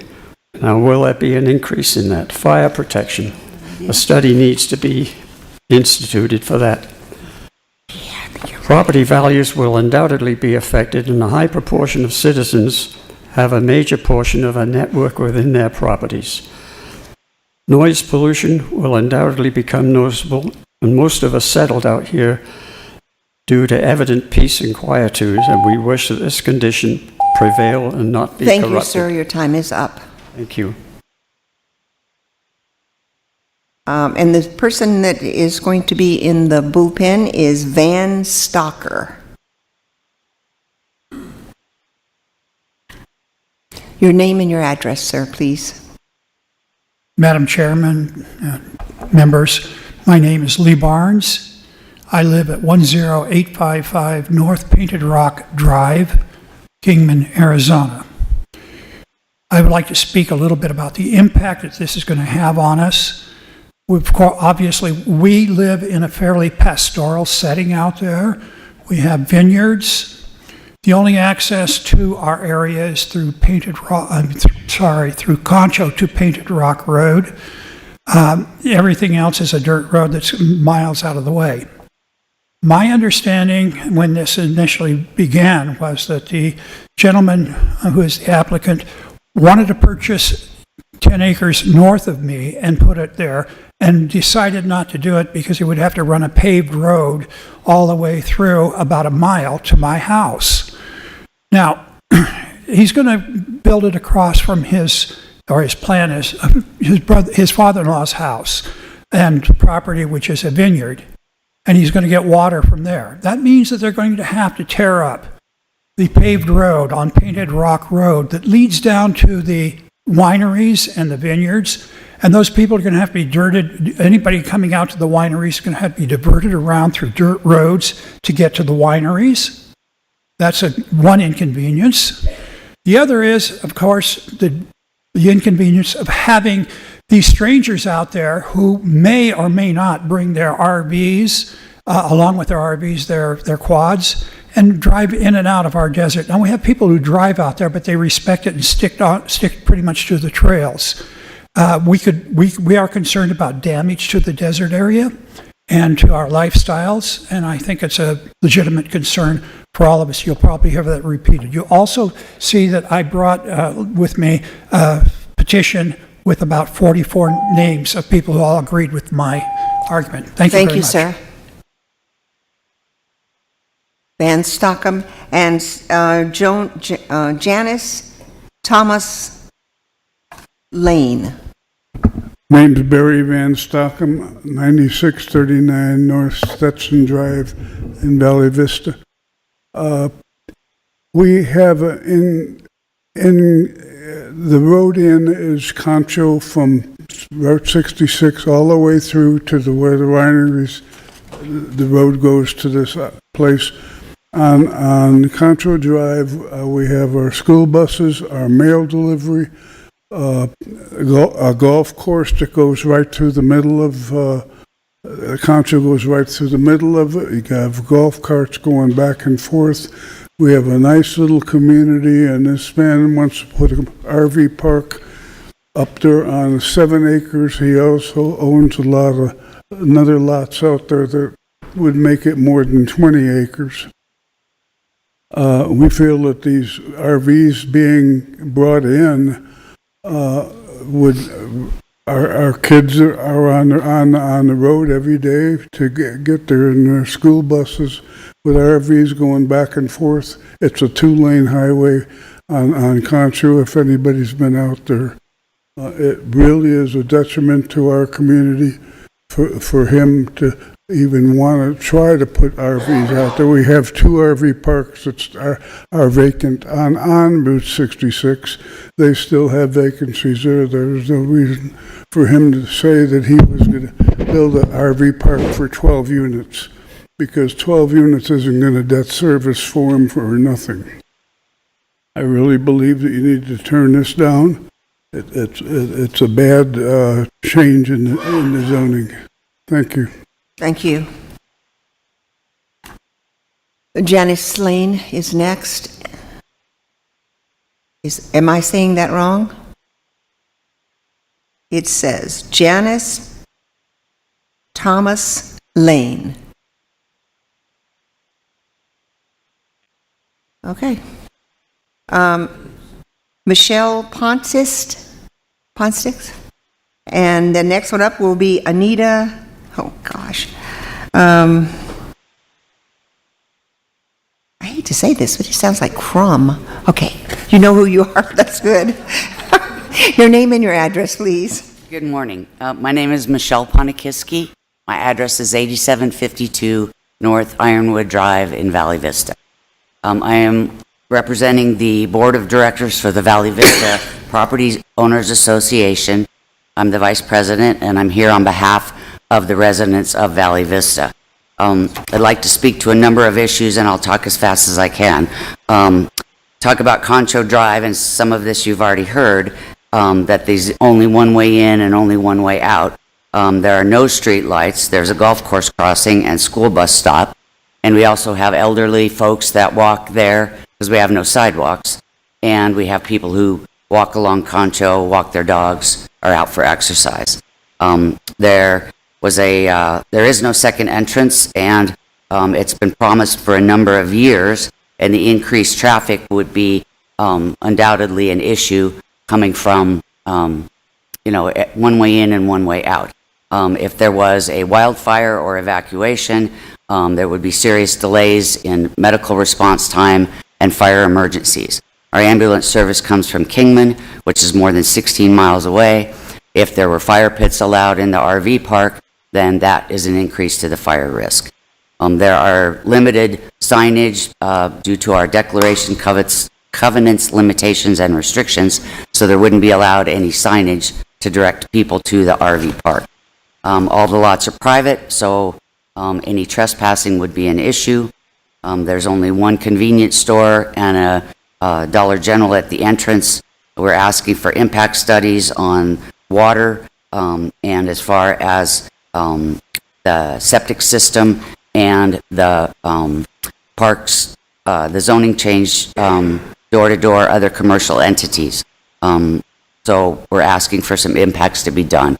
We asked for a separate entrance, and it's never been addressed. I have a question for her. Okay, Commissioner Martin? So, can you clarify that this property is part of the HOA? No, it is just outside our boundaries, but the only way to access it is all the way through from 66 on Concho through Valley Vista. Okay, thank you. Thank you, ma'am. Thank you. Anita? And then standing by is Renee Pristed? I don't know.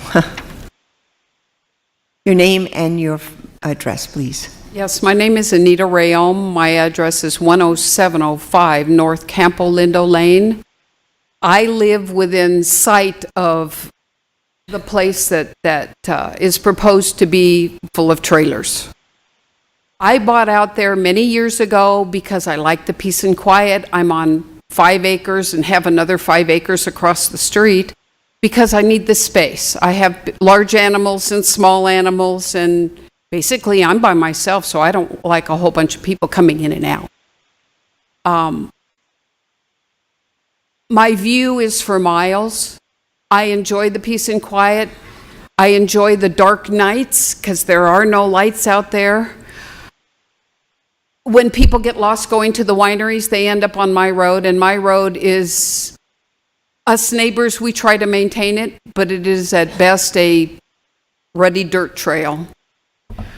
I am worried that if they put in a trailer park out there, that what's to keep somebody else from coming in and saying, okay, the Pandora's box is open, I want one of those too, because there's this, and this, and this, and this properties that are available, and they're all pretty large properties. And our water out there, most of us are on a well, shared wells. And we worry every single day with the farmers and everybody else around with compacting so many things into one little spot that they're going to use up our water. And then what do we do? What do? We have to live. We have a right to live. We bought out there because we wanted to be away and in a rural environment and not have all of this stuff around us. And yeah, we'll drive into the city if we need stuff, and we do. But we like our rural area. We love our neighbors, and we all work together to make it nice out there. And we don't need a bunch of people either coming and going and coming and going and coming and going and staying for God knows how long. So I would appreciate a no vote. Thank you.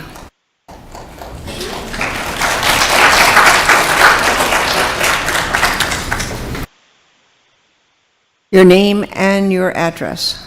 Hi, my name's Renee Ziegler Pereira. I live at 10550 North Painted Rock, Kingman.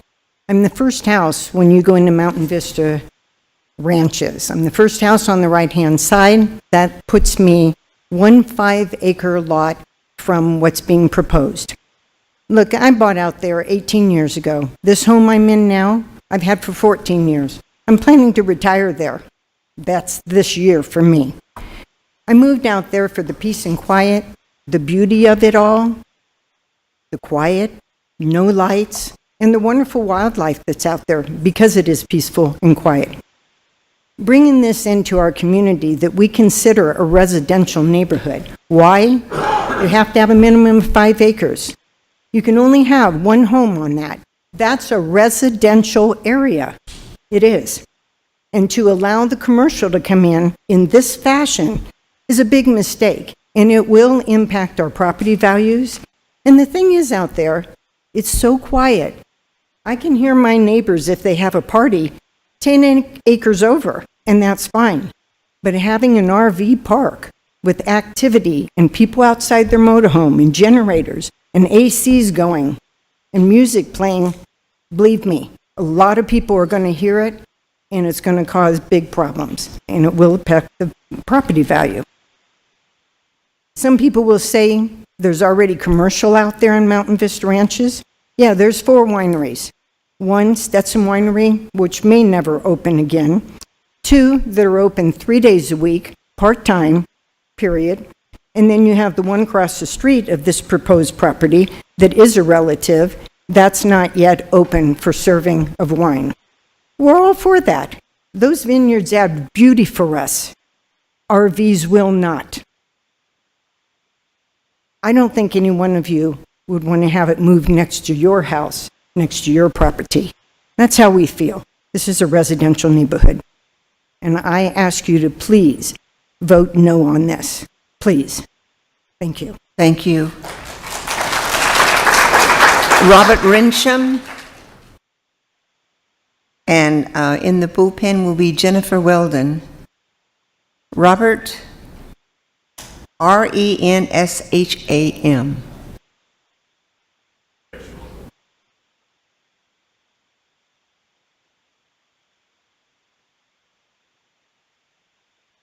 Hello, my name's Robert Renshaw, 7579 East Cayuse Court. I moved from Colorado about a year ago. I retired from a stressful job and moved to Valley Vista because it's quiet, criminal-free, and I have my own peace and quiet. And what I see with this RV park is we're going to overburden Concho with all the RVs. I've been knocked off my bicycle there once already with just the traffic we have now. We're going to end up with light pollution, and we're going to end up with our peace and quiet being disturbed. I've no idea about criminal elements, but we're bringing people in that probably have no investment in the area at all. They're coming to see the winery, and I don't know for how long. Are they staying there for a week, 2 weeks, or overnight? If it's overnight, the traffic's going to be horrendous with the turnover, and these rigs are 10 ton, 5 ton, on a road that was never designed for that, from what I can see. So I'm totally opposed to it. I know I'm a newcomer, but I like where I live, and I don't want it to change. Thank you. Thank you, sir. And I believe I have waiting Jennifer Weldon. And then after her is Tina West something. Your name and your address, please. My name is Jennifer Weldon. I live at 9311 North Cowbell Avenue in Kingman. I'm requesting that the commission deny this special use request. You've already heard about the access through the HOA on a one road that they will have to go through, and there's no signage allowed. So getting people to that RV park would be problematic. There's a potential water issue. It's going to lower home values, and there's going to be a huge change in just the environment having that kind of RV park there. There's already 2 RV parks on Route 66 that have access and have availability. I'm just asking that the commission please deny this. And again, would you want one right next to you? I don't think so. Thank you. Thank you.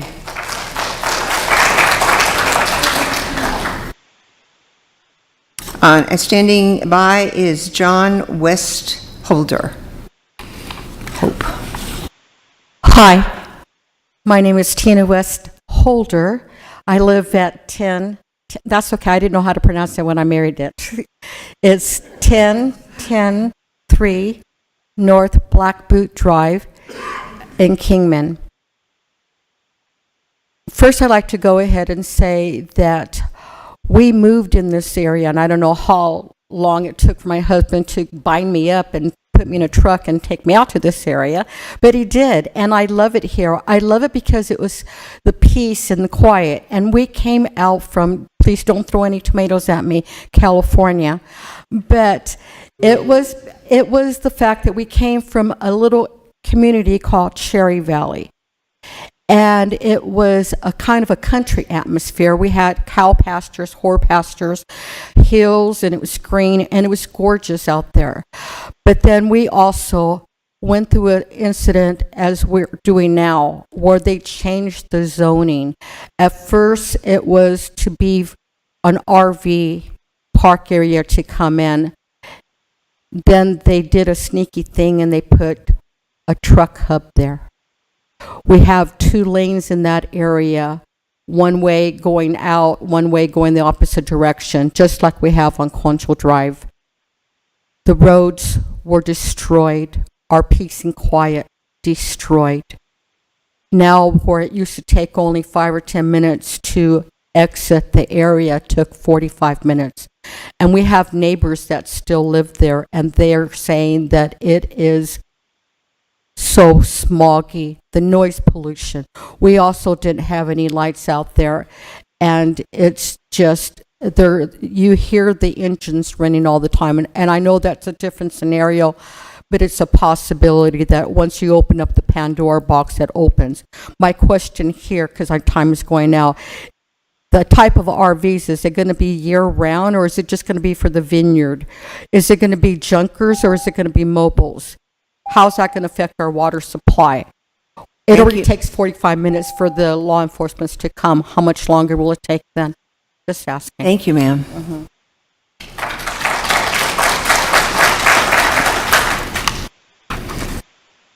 My name is John Westholder. I already spoke with my wife. Same address, 10103 North Black Boot Lane. I'm a disabled contractor. This is my 6th state that I've lived in. I've seen situations like this rise. I've seen them destroy small communities left and right with perfectly good intentions from our public servant for the increase of our economy, for the county, to generate some income. I understand that. I do understand that there's a freeway coming through here also from Vegas to Phoenix. I understand this town is going to boom regardless. But what I'm asking you is that you would, as public servants, that you would deny this petition by this 1 or 2 or 3 individuals and hear the rest of the individuals that are speaking to you right now. I don't see any good out of it. I've seen it destroy more communities than anything. So I'm just asking that you would take into consideration in denying this. The roads can't handle it. We just had 500 acres sold behind of us. We got pumps, pumping water every day to take care of tree farms out there. Water's going to be an issue. I would especially ask an environmental impact study of some sort, because I don't think that the place can handle it. If it is zoned to a commercial, like my wife said, a commercial zoning opens a Pandora's box. It's open for many things, not just an RV park. And unfortunately, some people don't know that. I do. So I'm asking that you would deny this. Thank you. Thank you, sir. Ruby Dewey. And standing by is John Pittman. And then the next person is Barry Shiva. And then I still have Janice Thompson Lane. Good morning. My name is Ruby Dewey, and I currently live in Mountain Vista Ranches at 10595 North Painted Rock Drive, across from the proposed special permit location property. I also own property in Valley Vista and currently run cattle on the Mountain Vista Ranches, also known as Wallapai Ranch, in the same area. I'm here today to oppose the special permit of the property catty corner to my house on Painted Rock to an RV park zoning. My concerns for the rezoning the section across the street from me to an RV park is the amount of traffic that will be running in and out of that property. I have children riding bikes and horses, moving cattle up and down that road. I have a concern with the cattle grazing in and around that property. They will have to install special fencing, special gates, or cattle guards to keep the cattle out of that area when the people forget to close the gates, which happens with our community already. And then I have to deal with phone calls in the middle of the night for cows in the property tearing up people's belongings. I'm concerned with, if this passes, who's going to be, who's next door in the RV park in our residential area of Mountain Vista? How many will be allowed? Who's going to live in these RV parks? Who's going to be coming in and out all hours of the day and night? What kind of trailers will be left there and the kind of rubbish that will be left behind when they leave? I believe that the RV park should remain on the main drag of 66. We already have 2 of them on Highway 66 at the entrance of Valley Vista, and one just down the road or so from there. Those are appropriate places for travelers. I'm opposed to the zoning change in Mountain Vista Ranches from agricultural and residential status to RV zone parking, or RV park zoning. Please take the dozens of residents into consideration that oppose this change as well. Thank you. Thank you.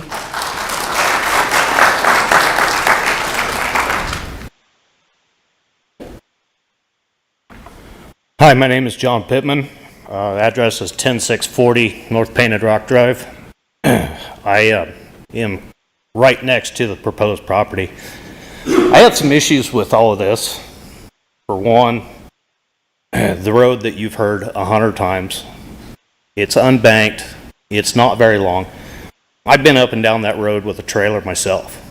I've got 10 years of experience driving in downtown Los Angeles in a semi-truck, and I can barely keep all the wheels on the road. You put an older man, his wife, family, in an RV coming down that road, he may not even see that. He may not even know that he's off the road. It's unbanked. What happens when that trailer flops over in somebody's front yard? What happens if it flops over in the road, blocks that road off?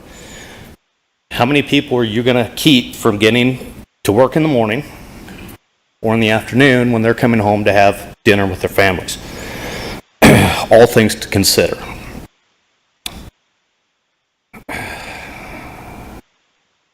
With the oncoming traffic, it makes it difficult for our neighborhood watch to keep track of these people. Who's new? Who's what? Are they getting in trouble? Do they need our help?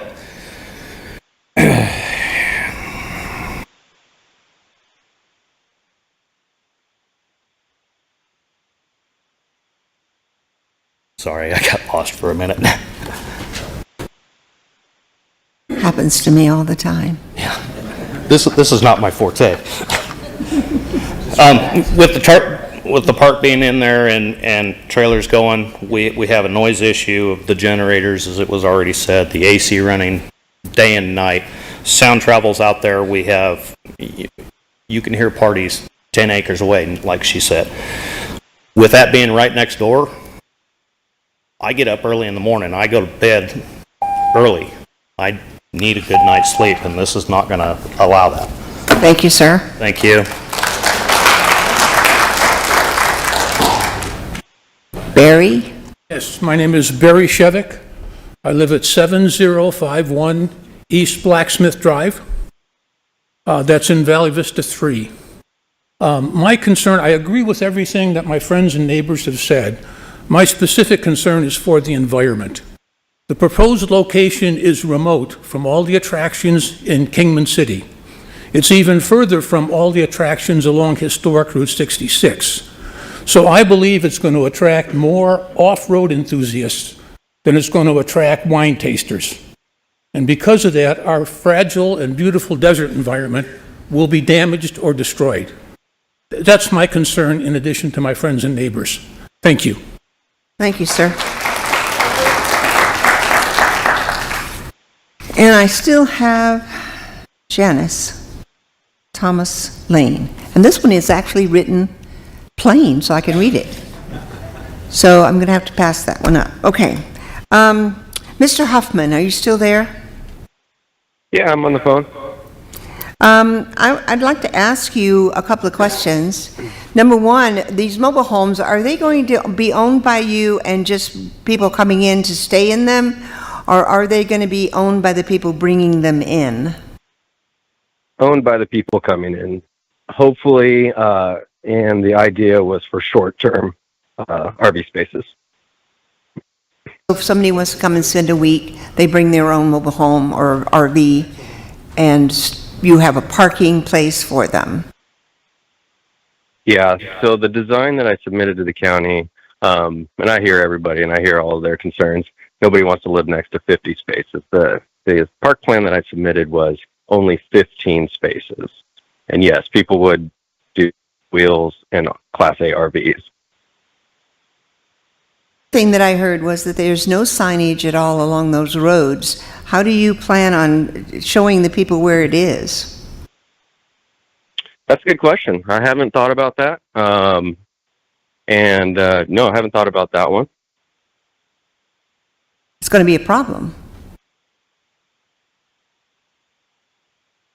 Yeah, if there's, not the ability to put up signs in Vala Vista proper, that could be a concern. I mean, there is a sign that turns on Painted Rock that shows winery sign this way. I don't see why something similar like RV Resort this way as well. Okay. Thank you. Do any of the commissioners have any questions? Commissioner Hubbard. Yeah. With this zoning, you could put a trailer in there and just stay there. And with this zoning, it's more than a 14-day stay, right? People set up in there and you don't know what you're going to get. Sure, I think the RV park recs don't differentiate from short-term or long-term RV parks. Correct. Yeah, but with this zoning, it can stay there forever. Rent. Yes. There's no 14-day limit, is that right or wrong? Chairwoman Gillette, Commissioner Hubbard, if I could answer that question for you, that's correct. So the RV park would allow for those people to live in RVs on the property, and we govern the land use. So the land use would allow RVs to be lived in on the property all the time. So if someone wanted to stay for more than 14 days in that RV park, if the RV park allowed that, then the county would be okay with that. Or if it was short-term, nightly, or weekend type of rentals, it would allow for that as well. So you're telling me the people that live there are going to have to put up with whatever? No order. Chairwoman Gillette, Commissioner Hubbard, unless the county wanted to put additional restrictions on that type of thing on this resolution permitting the RV park, that's correct. It would be up to the RV park owners to determine length of stays if they put a cap on that or anything. So it's the RV owner that puts the cap on it, or the Board of Supervisors? Does the owner request it, or do the supervisors just say this is what you're going to do? So 14 days. I'm not aware of any RV parks that have a limit. So typically, we don't put any most kind of of them limit do. on it. Most of them have a 14-day limit, but with this zoning, they can move in. Chairman Gillette, I think the 14-day limit is more of I'm not an expert on RVing and all of that good stuff, but I believe the 14-day limit is more tied with when you're out in national parks or on BLM land. I think that's your 14-day limit. As far as RV parks go, the county has no restrictions for people that for one-day use or for a full year use or to live there. There's a number of RV parks throughout the county, and we have no restrictions on how long they can stay in those RV parks. We approved the zoning, which would allow for an RV park to be placed at that location. That is correct. I'm just going to say this. The one thing that I'm concerned about with this is that no signage. They're liable to have people in their RVs wandering all over the desert out there looking for this place. Anyway, any other questions from the commissioners? Hearing none, I'm going to close the public hearing and ask for a motion. I make a motion to deny. Do I have a second? Please, no clapping. Okay. So I have, Hubbard has made the motion to deny, seconded by Morse. All in favor, say aye. Aye. Opposed? So moved. None of that. Stop it. And I want you to be quiet on your way out. There are other people here with other applicants. So please be quiet. You can talk once you get outside. Aren't you going to stay for the rest of the meeting? Oh, one way.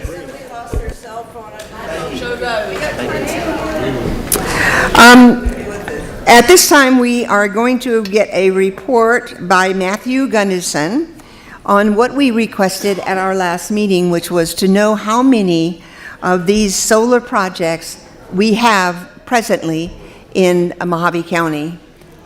Please be quiet. Have a little respect. Where are you, Matthew? I'm right here. All right, so, this is a list of the current solar projects that have been approved in the county. So there's a few different colors up there on the screen, and we have some zoomed in maps in a little bit that we can kind of show in a little bit more detail. So there's 3 purple ones. Those ones are actually all on BLM land that have recently been proposed. So currently the county doesn't have jurisdiction on those. So as of right now, they wouldn't be required to come before this commission and the Board of Supervisors for approval. That's an approval process through the Bureau of Land Management. So those are the purple ones. You've got the one down in Mojave Valley, one just north of Golden Valley, and then one up by White Hills, kind of in amongst the windmills that are up there. The orange on the screen are solar projects that were approved but have not been built. The biggest one is the one down in Topak, the Sterling Solar one, that is continually ongoing. There's also a pretty big one out in the South Golden Valley area that was approved a couple years ago that hasn't been built yet, and then there's a few smaller ones as well. And then the blue ones are ones that were approved and have been built out, at least to some degree. Not all of them were built to the full capacity, but there's existing solar panels out there on those blue sites. And then the green ones, there's the 2 green ones, those are the ones that are being heard at today's meeting. So that one has not yet been approved, but is in the county.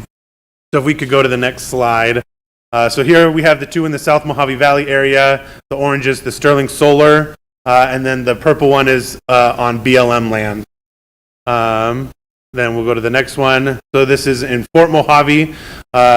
there's a lot, we have a few that are right off of Joy Lane. So it looks like there's two to the right. That one is currently being built. That was approved with one rezone. I don't know if they will expand in the future or not. But then you have the other two that are adjacent to it. And then there's the one north of Joy Lane that was approved, I believe at the same time the one directly across the street was approved. That one has not been built yet. And then that other really small orange one is a very small site that was approved, but nothing was ever built on it. We can go to the next slide. So this is South Golden Valley. You have the blue, which is an existing one. Then you have the large orange one that was approved that hasn't been built yet. From what I recall from that one, the original proposal for that solar project was that it was going to be, they weren't planning on connecting it to the grid and selling it to like Unisource or even sending it out of state or anywhere. They were going to try and develop it for an on-site user. I haven't heard anything more on that project, so I don't know if that project is dead or if they're just still working on that behind the scenes. And then we have the two green projects that we'll hear today. And then we'll go to the next slide. So here in Golden Valley, you'll see a small blue right there off of Highway 68. It's really just one row of solar panels. It's a pretty small project. And then you have the large purple one. Again, that's all on BLM land. And that's just been proposed. I don't know where that's at in the process. We can go to the next slide. So this is North Kingman. So you have, most of them are pretty small. You have the larger blue one is Greyhawk Solar. And Greyhawk Solar it's only built in the southern portion of it. So when they got rezoned, they rezoned a much larger chunk of land than they've actually developed at this point. And then you have another, that orange one up at the top of the map there is another pretty small one that was approved, and then nothing has happened since then. And then I believe we have one more slide. And so this is the White Hills area. So the purple again is BLM proposed. You'll notice that those white dots right above that southern portion of the purple, that is, as you're driving north on 93 towards Las Vegas, that's the first row of windmills that you come to. So there'd be some panels right in front of that front row of windmills, and then some a little further back. And then out it's off of Pierce Ferry Road, actually is how you would access it. It's a large parcel that was approved for solar, but again, nothing has happened since it was approved. And so those are the solar projects that we have in the county that have been approved or looked at. So the majority of them have not been built. As of right now, yes, that is correct. So all those orange ones, in theory, they could still go out and build solar. They would still need to go through site plan approval, and there's a process for development there. But yeah, a large number of them have not been built yet. Thank you very much for doing that. Appreciate it. Chairperson Gillette, I just wanted to make sure that the commission knew that the packet of slides that were just presented are in your folders in case you needed to review it, or if you wanted to look.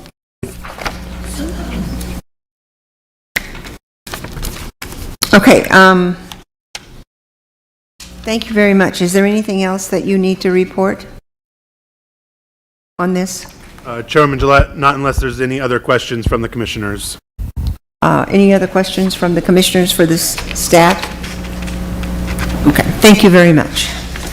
We will move on to item number 11.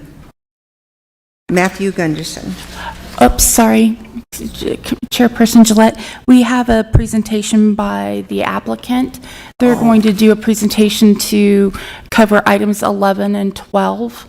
Okay. So we're going to ask them to come up and go ahead and provide that. Their packet, or in your packet, there's also, I printed out copies of their presentation so that you could follow along. Good afternoon, Madam Chair and members of the Commission. It is afternoon now, I believe. My name is TJ Mitchell. I am an attorney with Quarles & Brady. Our address is 2 North Central Avenue, Suite 600 in Phoenix. We represent Reenergy Partners. This may sound familiar because we were before you in May as well, and we have two projects that are located very proximate to each other, and the requests for both of them are similar, which is why we're kind of doing a joint presentation here today, if you'll indulge me. Next slide, please. Along with myself, we have Josh Mike, who's a senior land planner. He's part of our team. He's here today with us, in addition to Leslie Farmer and Stephen Lucas, members of the Re-Energy team. They were the ones that came and presented at the meeting in May, so they may look familiar to you. In addition to Chris Arpin is our fire safety consultant, and Mr. Dominic, who is our land valuation consultant. Next slide, please. As I mentioned, we have two projects that we're discussing, agenda items number 11 and number 12. Because we wanted to confuse you, Aramos 2 is actually agenda item 12, and Aramos 3 is agenda item number 11. I'll begin with Aramos 2. It's a 12-parcel property, approximately 713 acres. We're proposing a solar development and battery energy storage facility on that parcel. And Aramos 3, which is agenda item number 11, is just one parcel. It's a large square parcel, about 640 acres. Next slide, please.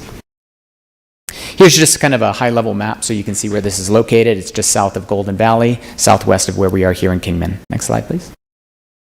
Here's kind of a closer aerial view. You'll see Aramos 2 is the property outlined in blue to the east, east of Oatman Highway, and Aramos 3 is the property off to the west. During the May meeting, I know there was some discussion about, why have these sites been selected? And there was a lot of thought that went into the selection of these sites. The largest consideration was proximity to the Griffith substation, which is a Unisource, the utility provider. That's their substation. The plan would be to connect with the Griffith substation and provide power directly to the grid there. Next slide, please. Here is a map of the current zoning of the area. The item I would want to point out to you from this map is that almost the entire area is currently zoned agricultural residential, save for a few parcels, a couple of which are within the Aramos 2 boundaries. And so that's part of what our request is going to be today. Next slide, please.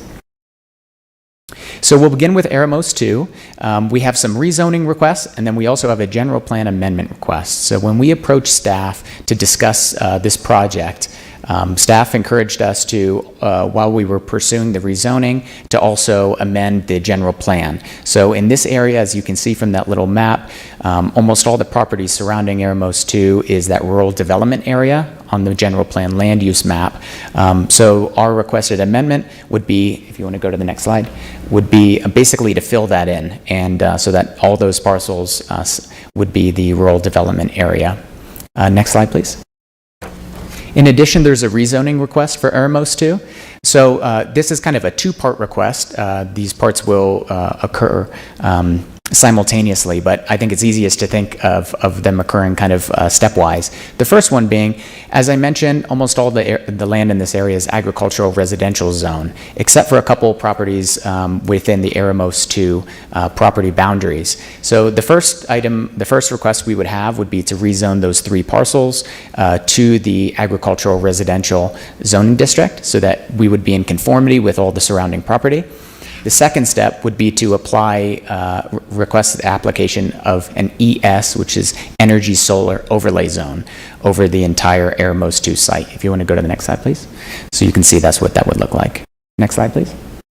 For Aramos 3, our request is a little simpler just because it's one parcel, a large square parcel, and we would just be requesting the application of that same Energy Solar Overlay Zone over the entire parcel. Next slide, please. So there's a few requirements to obtain an energy solar or overlay zone, and one of those is that the base zoning district be one of 7 districts as is laid out within the zoning ordinance. So you can see that AR, the Agricultural Residential Zoning District, is one of the permitted zoning districts over which you can apply an energy solar overlay. So we meet that. The other 2 requirements are that the project have reasonable height and setback and visual buffer components to it.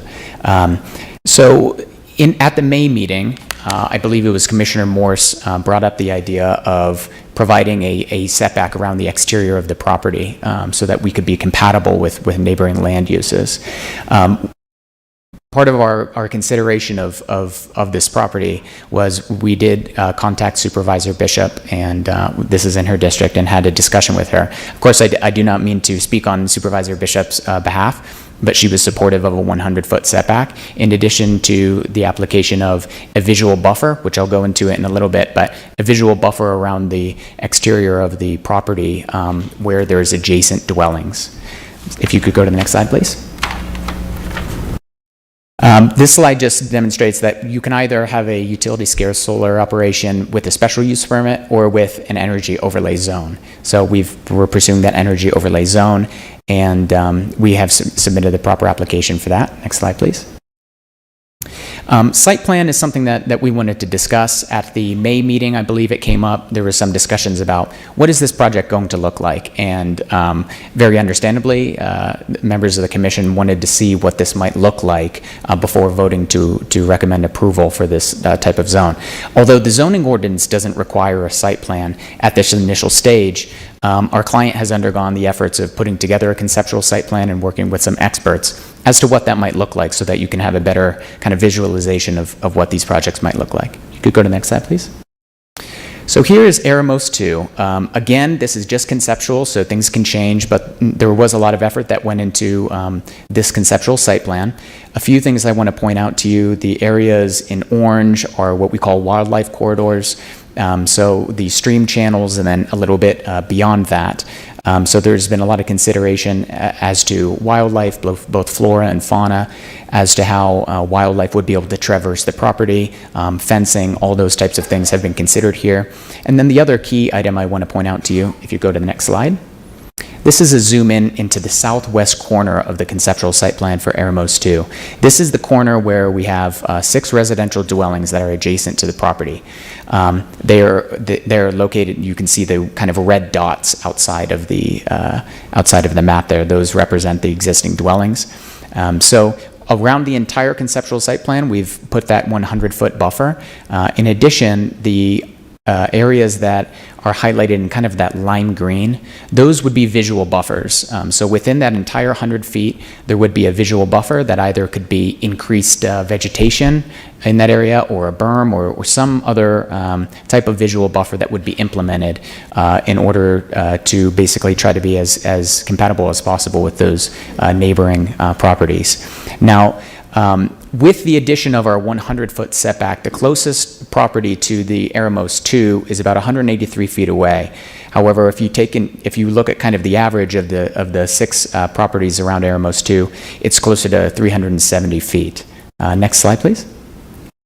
Here's kind of a zoom in to, this is the closest property to the Aramos 2 property line. So you can see the blue line is our property line, and then the green represents that 100-foot buffer. As you can see from this aerial, there already is some vegetation there, although we would undertake additional either revegetation or some other type of visual buffer efforts in order to kind of screen that area.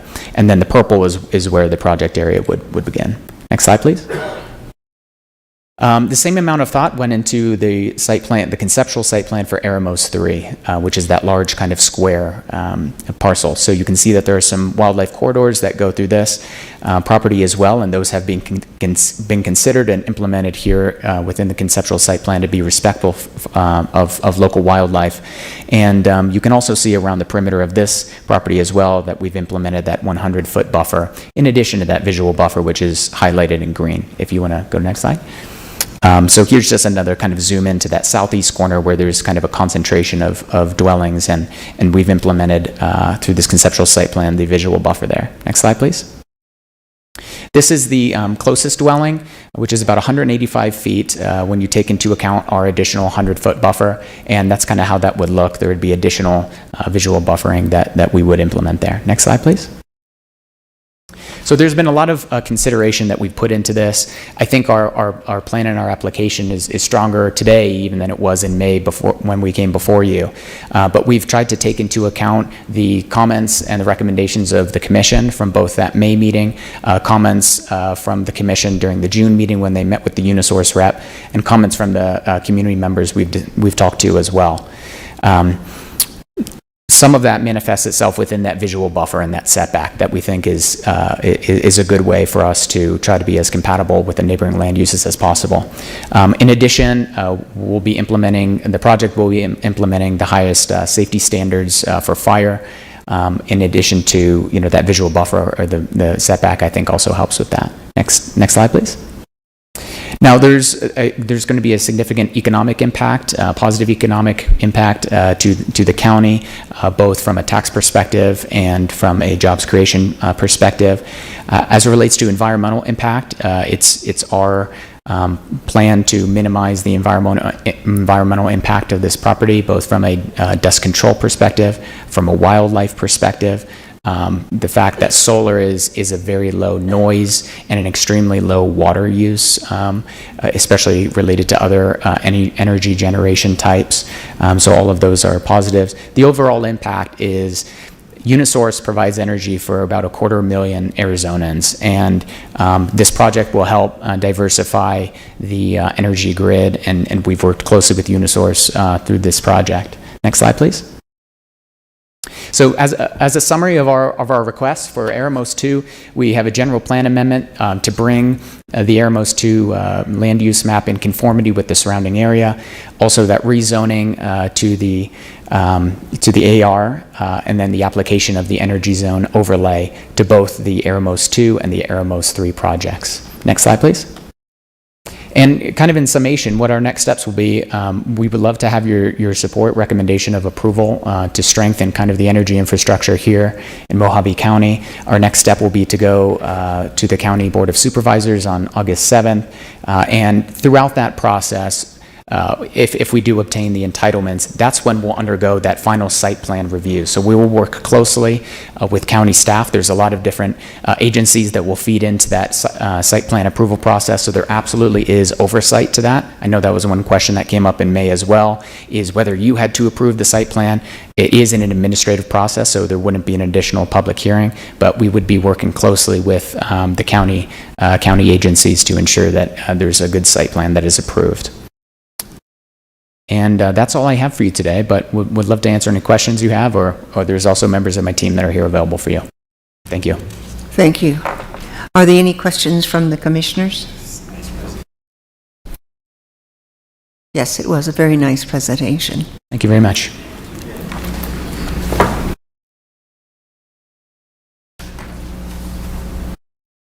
And I am going to... We will go ahead and have Matthew read the items for the record, and also open the public hearing so the comments can be heard. Yes. Matthew Gunderson. All right. Item number 11 is an evaluation of a request for a rezone of assessor's parcel number 215-01051 to apply an ES solar energy overlay zone to an AR 36A agricultural residential 36-acre minimum lot size zoned parcel to allow for a solar facility in the Golden Valley vicinity. Staff has received 4 letters of opposition for this item. Staff recommends approval with standard condition. Thank you.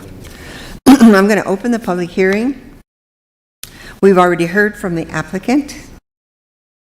So I have a whole bunch of people who want to talk.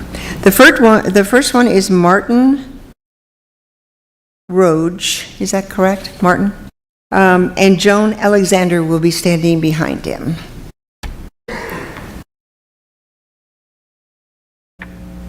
Your name and your address, please. Good morning, Madam Chair and Commissioners. My name's Martin Runge. I live at 5122 West Ramon Drive in Golden Valley, less than 1,000 feet from the proposed solar site.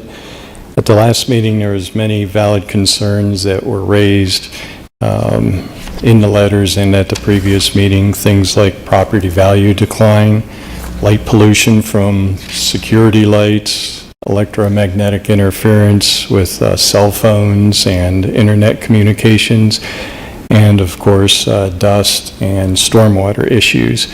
So I'd like to talk a little more about two of them. First one being property value. A recent study by the Lawrence Berkeley National Lab is one of the first studies that focused on decline in property value around solar farms. And it was the first that took into account size and location. And the results of that study showed that residential properties in rural areas near large solar installations suffer the greatest decline in property value. So what that basically means is the residents in the area are in the worst case scenario. I also wanted to mention too, the other solar farms in the area. I've looked at the Black Mountain Solar south of the prison that's currently operating, and the Greyhawk Solar farm that's 6 miles north of the airport. And none of those are anywhere near residential areas. So I just wanted to make that point that solar is fine as long as it's not around any residents. Regarding the stormwater concern, at the last meeting, Commissioner Patello asked the applicants about the stormwater management, specifically during operation. And the answer was that it would be managed internally because nothing requires them to have stormwater plan in place during operation. So Thank I just you, wanted to bring those up. Your time is up. Thank you. And I believe I have John standing in the wings, and the next person will be Alec McAfee. Good afternoon. My name is John Alexander. I'm at 4820 South Sacramento Road. I'm going to read this because I can only get so much in 2 minutes. So anyway, my kitchen window is going to be 240 feet from the Renergy property line. And two of my closest neighbors are even closer. So they're going to be within that buffer zone, I guess. And anyway, I strongly object to the proposed solar farm. I guess biggest reason is because it's in a residential area. The letter I got from Mojave County Development Services on June 21st stated that I, quote, 20% of property owners by area and number within the zoning area, unquote. Well, how many total property owners are we talking about? I guess that are within the 300 feet. Or are we talking about a larger area than 300 feet? Anyway, we all know that for the most part, Americans are apathetic people. We don't protest until it's too late and the problem has already erupted in our face. I think that will happen with this solar project. It's up to the commissioners and board of supervisors to have the will, foresight, and best interests of all the residents affected to do the right thing and vote this project down. There are plenty of other sites, less inhabited, that can be found, mostly between Oatman Highway and Interstate 40 in the area of the Hive project, and even closer to the Griffith substation, which was one of the parameters apparently that Unisource wanted. So why not move it out that direction? Commissioner Gillette said at a previous meeting she wondered who was tracking all these solar projects. I'm glad to see this has been addressed and was just spoken about earlier. I think bottom line that as long as investors and Unisource pursue these projects in this vicinity, we're going to continually have to be fighting this. How many solar projects will it take until the supervisors say enough is enough and start slowing this down? Thank you. Thank you. Alex? And then the next person will be Jim Consuela. My name is Alex McAfee. I live at 2761 West Shauna Drive, Golden Valley, Arizona. I have a prepared statement that I won't get through, but I will finish it on item 12. Is there an environmental impact report for the public? Before the unsafe aspects, the land they propose to have rezoned for these solar farms is a huge flood wash.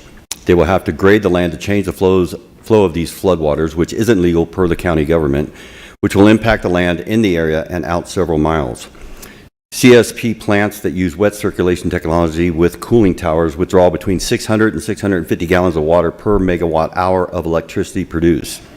Plants with once-through cooling technology have higher levels of water withdrawal but lower total water consumption because water is not lost as steam. Dry cooling technology can reduce water use at CSP plants by approximately 90%. However, the trade-off to these water savings are higher costs, lower efficiencies. In addition, dry cooling technology is significantly less effective at temperatures above 100 degrees Fahrenheit.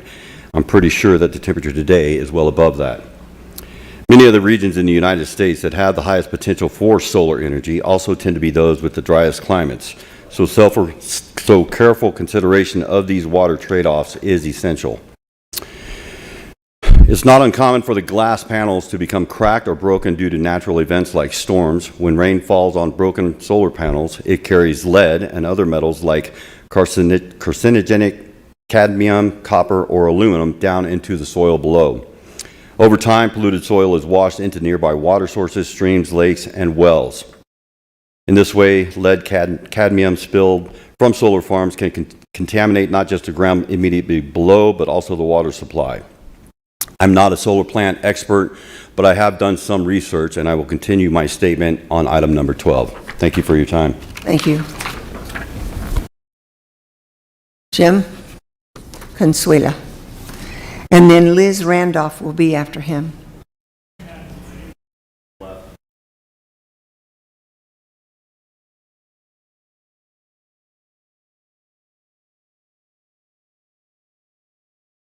Hello, my name's Liz Randolph. I live at 1113 South Dewey, Golden Valley. I'm not in close proximity to this project, but I'm against it because the water within the area does affect everybody in this valley.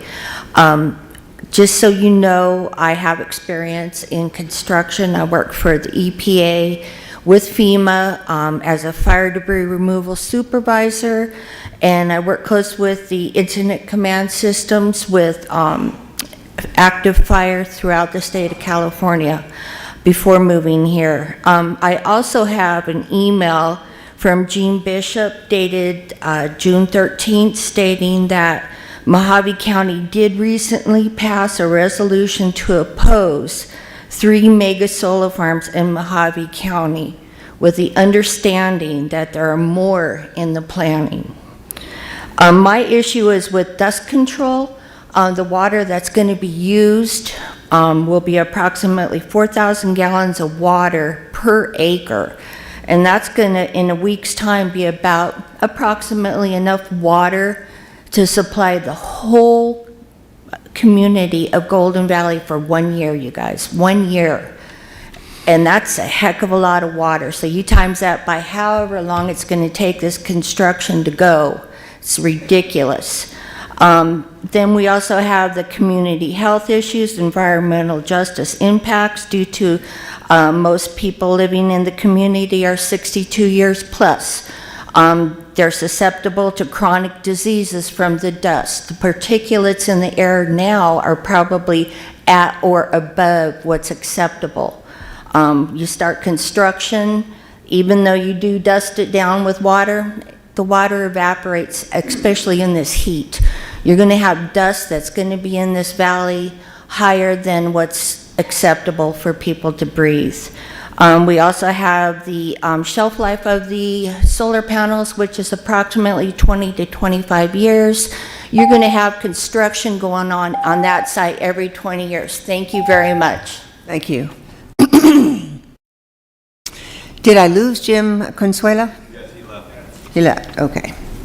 William McCullough, C-U-L-L-A-R. Oh, thanks. And the next person is Dan Falcom.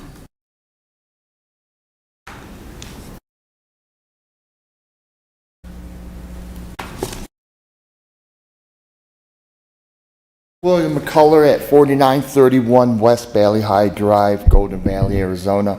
I was on that map on the square zone for the closest house to that. Well, I'm the only house on the road through the development. The last time I was here, it was said the developers would install land buffers to stop the flooding and some sort of site deterrent fencing to stop solar glare and something to keep the dust under state guidelines.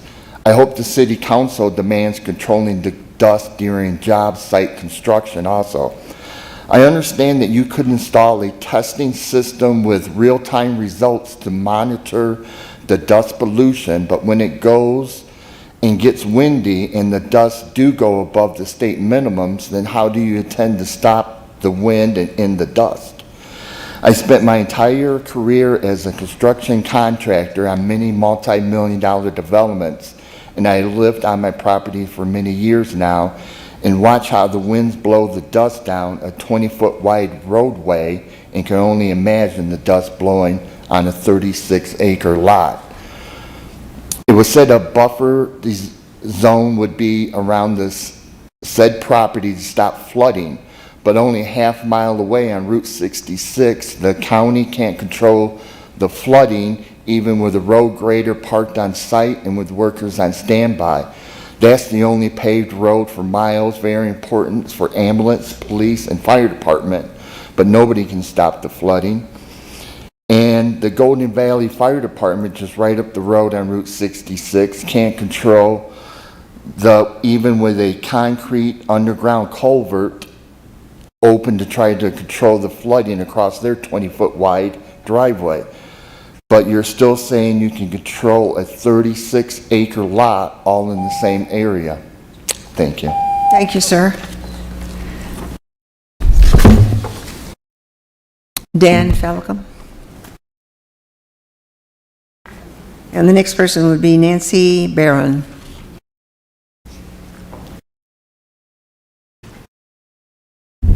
Good afternoon.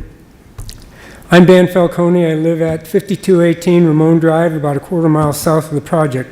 I'm strongly opposed to this project after finding an article, Safe Distance to Live from a Solar Farm. Should not be close to residential area, period. Factors to consider: type of solar tech used, which are monocrystalline panels, polycrystalline panels, photovoltaic cells, CPVs, which I saw CPVs is going to be up there, uses mirrors or lenses to focus sunlight on panel cells, which intensify and generate higher levels of heat and produce more intense levels of electromagnetic radiation. Size of the solar farm: larger the farm, larger area where emissions and radiation are a hazard to numerous health issues for people. The local climate: in areas with high temperatures, panels become hotter and emit more radiation. Add the CPV cells, amplifies the heat and radiation, requires greater distance from the farm than in cooler climates. Local terrain has an impact on safe distance. Flat terrain poses greater risk than farm on hilly terrain, as hills provide some protection from the radiation and other emissions. Electromagnetic interference, EMIs: solar farms produce a lot of electromagnetic radiation and can interfere with functioning of electronic devices. Other potential health hazards if too close to farm: exposure to light from panels can be bright enough to cause eye damage and other physical symptoms. Exposure to EMFs has been linked to a variety of health issues. Noise and air pollution, health hazard, comes from diesel motors to run backup equipment. The ecological damage: clearing the land of all vegetation out here, or dust and flooding are serious issues than killing protected species like the desert tortoise. Fire hazards: panels, inverters, and other equipment used in solar farms can create sparks and cause fires. Property value tanks can make it difficult to sell your property overall. This farm and all its negative impact can make it difficult to go outdoors or even relax in your own home. Now, I'm retired and been there for 22 years. Where am I going to go? Thank you, sir. Thank you. Nancy. And then I have Alex McAfee. Good afternoon. My name is Nancy Barron. My mailing address is P.O. Box 974, Oatman, Arizona 86433. I'm representing 13 properties, 12 of which are ours and one being my son's. My daughter and her husband will be purchasing 3 of ours, so there's actually 3 families. We have property that is actually connected to their property line, so we will be right up against theirs. What I had prepared has been copied almost word for word, so I'm going to wing it. As stated before, the studies have shown that these solar panels are not, they're not good in high heat areas. Anything 100 degrees and higher. We all know we see 120 regularly for several days every year. That's a concern. They use tons of water, between 600 and 650 gallons per, 700 kilowatt hours of energy that they produce. The toxins and the carcinogens that come from the power lines and the substations, they get away with lying to us, saying that solar panels are safe, but they don't address the substations and the power lines, which do cause the toxins, and they do cause harm to humans and animals, as well as cancers. I personally have 4 family members that lived near these power lines, and all have cancer, my mother being one who died from hers, brain cancer.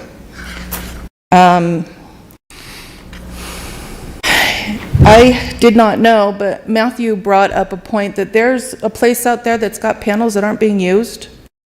Who's watching those? When they break and rain falls on them, toxics go into our ground. That whole area is on well water.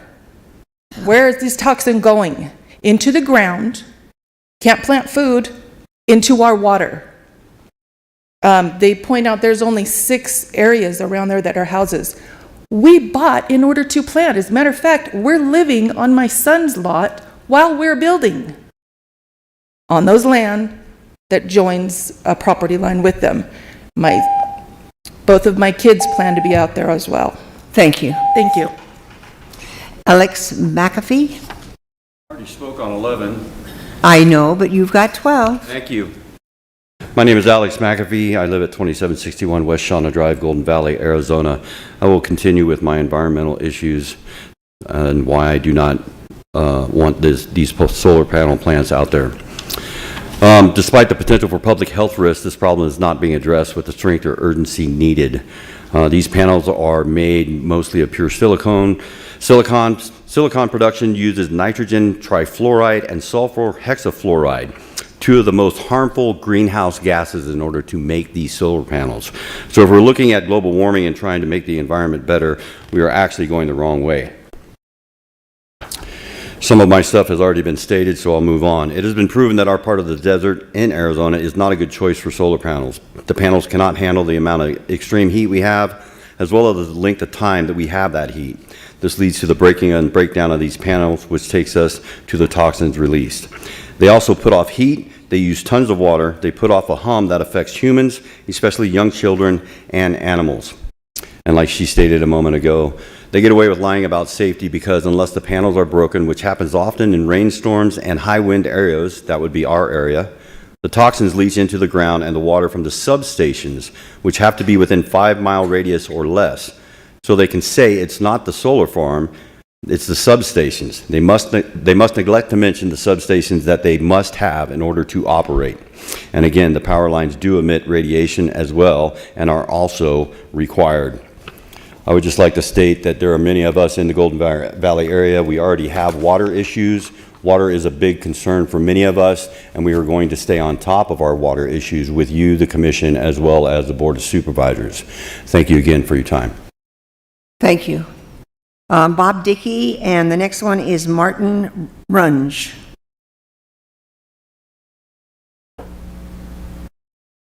Are they no longer here? Chairperson Gillette, are those ones that said item 12 as well? Yes. Okay. So what we need to do procedurally to make sure that we follow state statute is we're on item 11. We'll need to open and close the public hearing for item 11, and then again we will need to do it for item 12. So if you want to make sure that they have the opportunity to speak at both times. Thank you. The ones who have already spoken are over here. Okay, thank you very much. I appreciate that. I have, whoops. It seems to me all of you, are you together? Are you all with this company? Yes. Do any of you live here? I'm sorry? Do any of you live here? Not within Mojave County. Okay, thank you. I just needed to know that. Okay, is there any questions that you commissioners want to ask? I know I have to close the public hearing. Okay, well, I'm going to close the public hearing, and then I'm going to call on Commissioner Hubbard. I have several questions. Last time you were here, I asked you questions on who owned the property, this, that, and the other, and you said you didn't know. You belonged to HR. You were not an engineer. Is that all right? Is that right? That I'm sorry? You're in HR for the company. No, I'm an attorney. Oh, okay. Yeah, even worse. Well, I asked him. I asked him before if these people own the property, and they don't own it. So, my understanding is that a large part of the property is owned. It's all private land, but a large part of it is owned by Reenergy Partners. The rest of it is under site control. Basically, they've entered into lease agreements with the private landowners, and some of those lease agreements have purchase options and things like that. So you want us to give an okay on somebody else's property? So the landowner, whoever the leaseholder is, has to agree, has given us permission to pursue this. Yeah, well, I've looked it up, and they're making 25 to 40,000 an acre. That's pretty good profit. Another thing I was concerned about, we're sitting on perched water here. So what do they have planned for protecting that perched water? Well, I appreciate the question. Is there any chance we could pull up my presentation? If you could go to slide 20, if you could go to slide 28, please. So related to water use, that's an item that came up in May, and to your point, Commissioner Hubbard has come up as well. We know that water is a very precious resource. As it relates to the water use for a solar facility, of course, there will be some water use during construction. Some of that will be to aid the dust mitigation measures for spraying and those types of things. During operation, the use of water for a solar facility like this, which is photovoltaic, is extremely low. So as you can see from this slide, related to some of the other energy generation uses, the water use is very low. If you could go to the next slide as well. And can I interject a little bit of something here? We got a water problem here in Arizona anyway. So I'm not concerned about your usage right now. Okay. I'm concerned about the contaminants. Usually the solar systems are put in I'm not really against solar, don't get me wrong. They're in a low-lying area to where the water runoff, sheet flow is staged. So if it is staged, it's going to sink. You call it percolation. It's going to go into our perched water. So now we just don't have we have a contaminant. That's what I'm worried about. Understood. And Commissioner, I would like to invite up, I don't know, Leslie, if you would be able to speak to this. Leslie is the head of environmental for Reenergy. These types of items are important for us to address. So, Leslie. Hi, everyone. My name is Leslie Farmer. I spoke with you last time. I'm with Reenergy. I believe your question is in relation to contaminants from the solar panels leaching into the soil.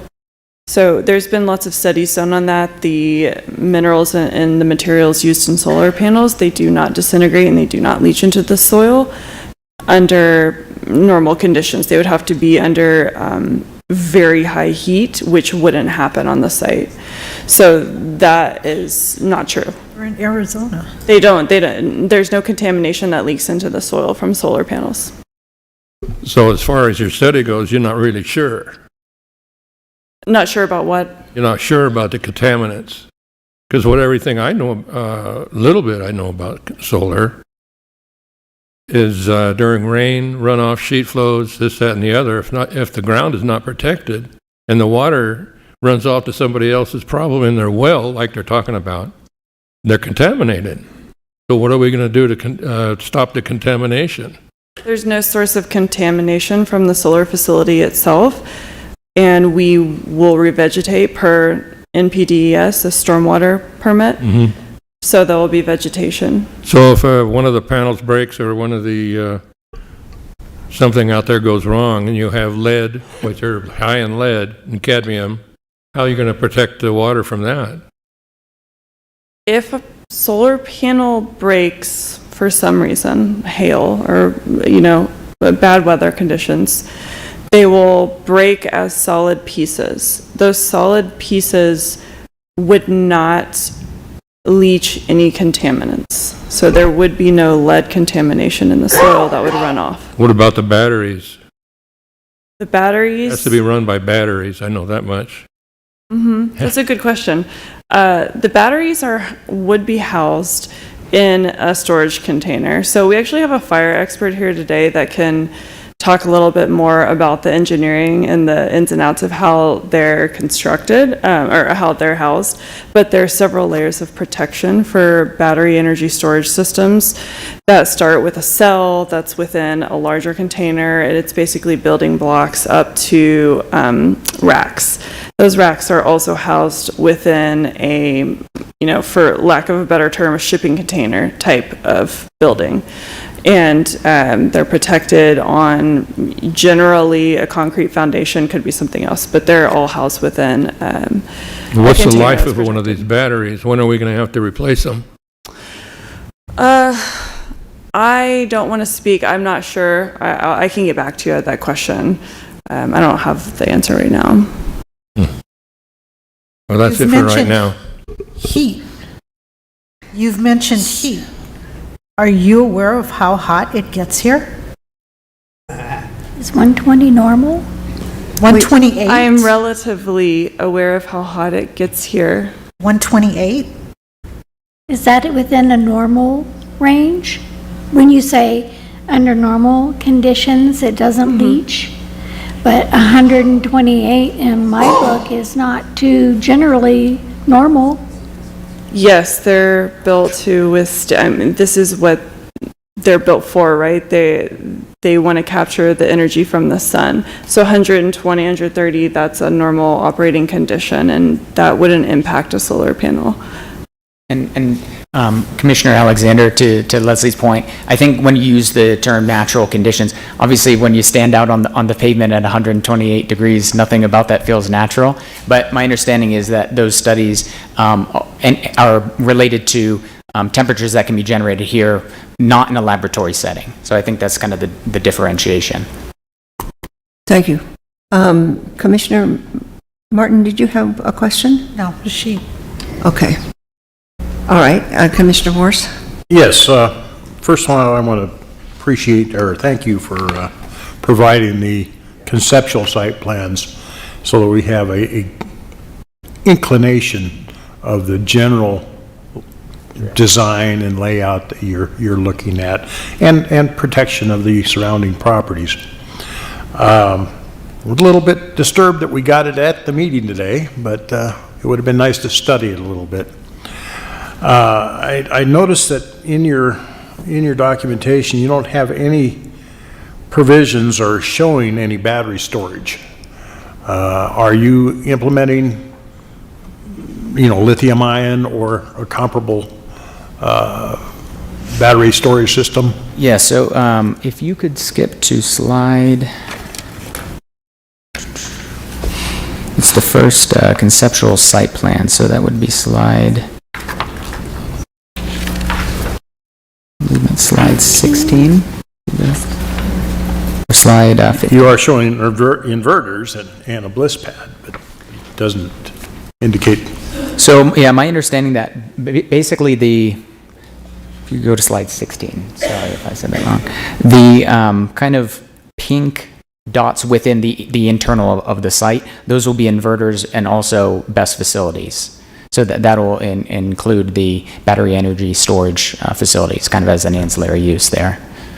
Okay, and they are appropriately located far enough away from the boundary, which is good, because I know when they start on fire, they're almost impossible to get out, especially with water.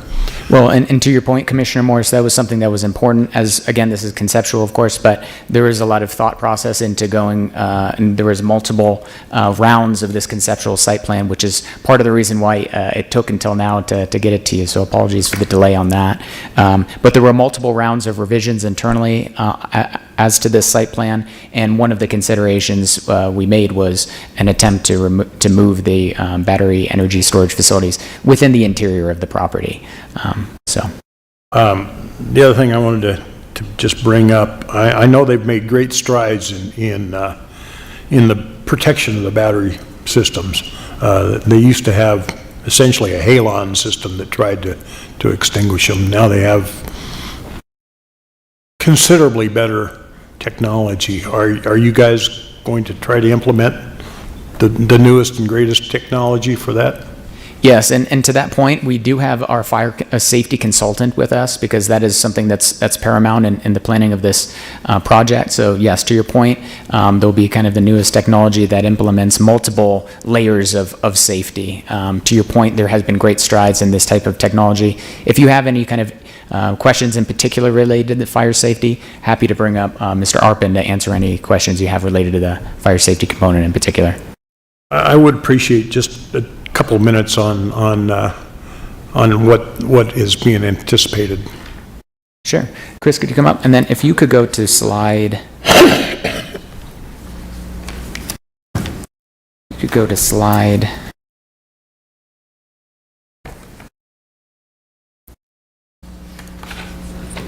Yeah. If you could go to slide 36, please. Thank you very much. Sure. Thank you. Thanks for everyone for being here today. Chris Arpin, Fire Protection Engineer with Burns & McDonnell. My address is 9400 Ward Parkway, Kansas City, Missouri, 64114. Put together a quick fire safety, couple slides to help appease the comments here. So as you mentioned, battery technology and fire protection and safety related to it has come a long way very quickly. And not only has the technology and the designs come a long way, the regulations have also rapidly developed. So anything being installed from this point forward is almost by default better than anything we've seen in the past or anything that's currently constructed. The setbacks we already touched on. All the energy storage is relatively internal. It's beyond the 100-foot property line setback, which is simply a visual barrier with this project. There are several layers of engineered safety systems that I'll touch on the next slide to provide a multi-layer, multi-checkpoint solution. And of course, we're going to be in contact and in coordination with the local fire official to make sure that we have every box checked and everyone's comfortable with what's happening. Next slide, please. So at a high level, just to outline the safety approach with the energy storage systems, or commonly referred to as a BESS system, battery energy storage system. First and foremost, it's an electrical component. So there are common electrical safety systems already built in, very similar to what you all have in your house: overcurrent protection, breakers, fuses. It's just a larger scale. Beyond that, there's the logic system, the BMS, the battery management system, and that is constantly monitoring the batteries. It's looking for elevated temperatures, charge and discharge rates that are abnormal efficiencies, and if anything is out of balance, it will automatically shut down or isolate electrically that component so that ideally there's no further incident associated with that being slightly out of range. And there is safety factor built into that. Passive fire protection, I think, is probably the number one thing that's come a long way from the manufacturing side of things. And so the spread of the fire, the size of the fire, has become a lot more limited, which is fantastic. Passive fire protection is something that is inherently in place. A concrete wall, for example, it's going to be there, it's going to do its job. There's no moving parts. So that type of implementation into these projects, once again, mostly from a manufacturing perspective, is economical and beneficial. And then, as a last resort, is active fire protection systems. We're in a sprinklered building right now, so there are some moving parts associated with those, but ultimately those detect, prevent, and mitigate fire scenarios. So if we can detect it, then all of a sudden we're alerting the appropriate entities, the owner, the end user, the first responders, which, like I said, we've talked to and trained on this specific technology. We're actively preventing anything from happening via the electrical isolations or other methods, and then we're mitigating the scale of the event. So if you have any specific questions, I'd love to answer them. No, I just wanted to fly over, if you would, for everybody's. And lithium ion, of course, is the bread and butter of the industry right now, economically speaking, energy density wise. It's the number one choice in our current climate, but there are dozens of technologies that are yet to be determined for this specific project that are becoming more and more economical and competing with lithium ion. So that's TBD on this project. Thank you. Commissioner Herbert. So, there's a lot of lore, obviously, and unknowns about new technology. So I have some questions about how you're managing the sites in general. You're reducing a lot of impermeable surfaces now, so obviously rainwater is going to hit those and run off. It's not going to absorb into the ground like it did in the past. So how are you putting detention basins in? How does that operate? Yeah, Commissioner, I appreciate the question. Related to retention basins, it's a little bit too early for us to know that. When we work with flood control through the site planning process, that there will be additional studies. There'll be flood control studies, other environmental studies that will relate to that, which will inform how the final site plan looks. It could look a little bit different than this. Additionally, though, on these sites, do you usually implement detention facilities? How do they normally get developed? Yeah. One moment, Commissioner. Next. We got it covered. So, we have a great Chair, Commissioners, my name is Josh Mike. I'm the senior land planner with Quarles here. So in this situation, the standard process, well, I'll remind, we're very early with the overlay, but the point to answer your pointed question is that the engineering process for the flood control is to ensure that any of the off-site flows are not any greater than historically created, and to ensure that any downflow impact is minimized and retained exactly as its condition today. So in this situation, if that does then require any sort of retention basins to put on site and sporadically placed to make sure that that sheet flow is captured and the existing washers are not overburdened and sending further water downstream, that will be put into place. The exact locations of those haven't been determined, but that standard process will be implemented for this site and for both of these sites. That makes a lot of sense. Dust control. So do you use like a gravel mix under these? Is the dust control maintained and contained? Sure. So yeah, there's a bunch of different dust control kind of mitigation factors that are planned for this site. During construction, obviously, there will be the types of water trucks or environmentally friendly sprays that will help keep dust under control. In addition, there will be a revegetation plan that's required. So, the vegetation that's currently on the land after the panels are put in, they'll be put back in, which will stabilize the soil. And in addition, one of the plans for the visual buffer would be that vegetation as well. So it's possible, even though it sounds crazy, it's possible that there will actually be less ambient dust afterwards with the implementation of the visual buffer, the vegetation. So those are some of the key features that go into dust mitigation. Of course, with any construction, there will be some dust during the construction phase, but during operation, due to the vegetation efforts and other efforts, we expect that to be really minimal. Great, appreciate that. Next question, water usage. There's you've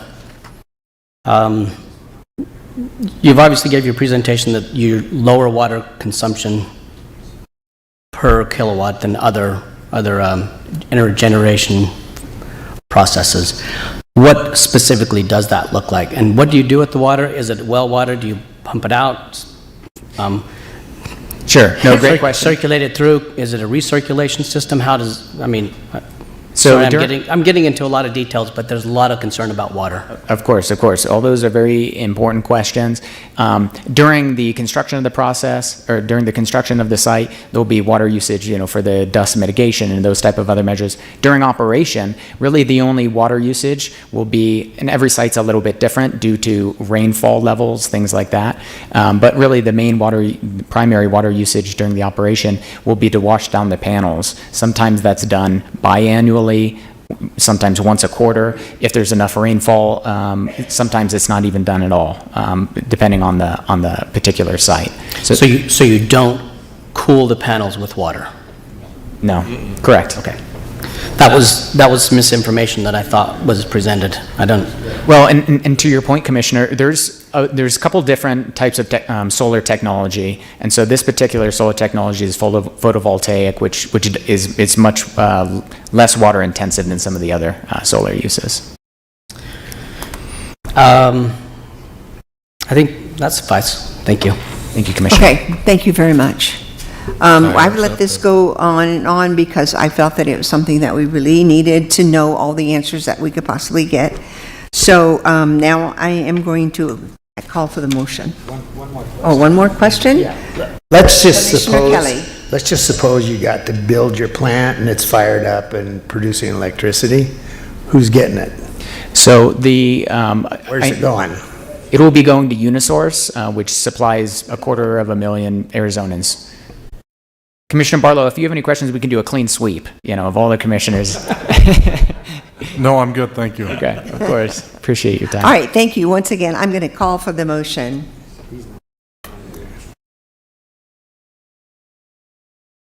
Cat got your tongue? Motion to deny. There. I have a motion by Commissioner Martin and seconded by Commissioner Hubbard to deny. All in favor say aye. Aye. Aye. Opposed? Nay. A roll call, please. Okay, we have Commissioner Bradshaw, Nay. Commissioner Barlow, Nay. Commissioner Kelly, Commissioner Hubbard, Commissioner Martin, Aye. Commissioner Alexander, Aye. Commissioner Morse, and Chairperson Gillette. Nay. The nays have it, the motion failed. Okay, we are going to move along to item number 12. Chairperson Gillette, the motion failed on that? Yes. Okay. It failed? I was counting, yes. So we need a different Okay, motion. item number 12 is Matthew. We need another motion. We denied it. Approve it with the guidelines. Chairperson, we need another motion. Yep. What was wrong with that one? It got denied. Yeah, it failed. Chairman Right, Gillette. Denial failed. Yeah. Chairman Gillette, The if I denial may, failed. just real quick, Chairman Gillette, the motion was to deny Yes. the action. That motion failed, therefore we need a new motion to replace it. Motion to approve with per staff recommendations. I'll second that.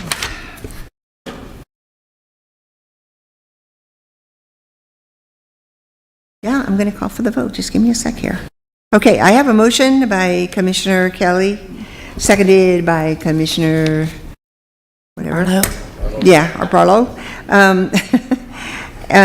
All in favor say aye. Aye. Opposed? Aye. Roll call, please.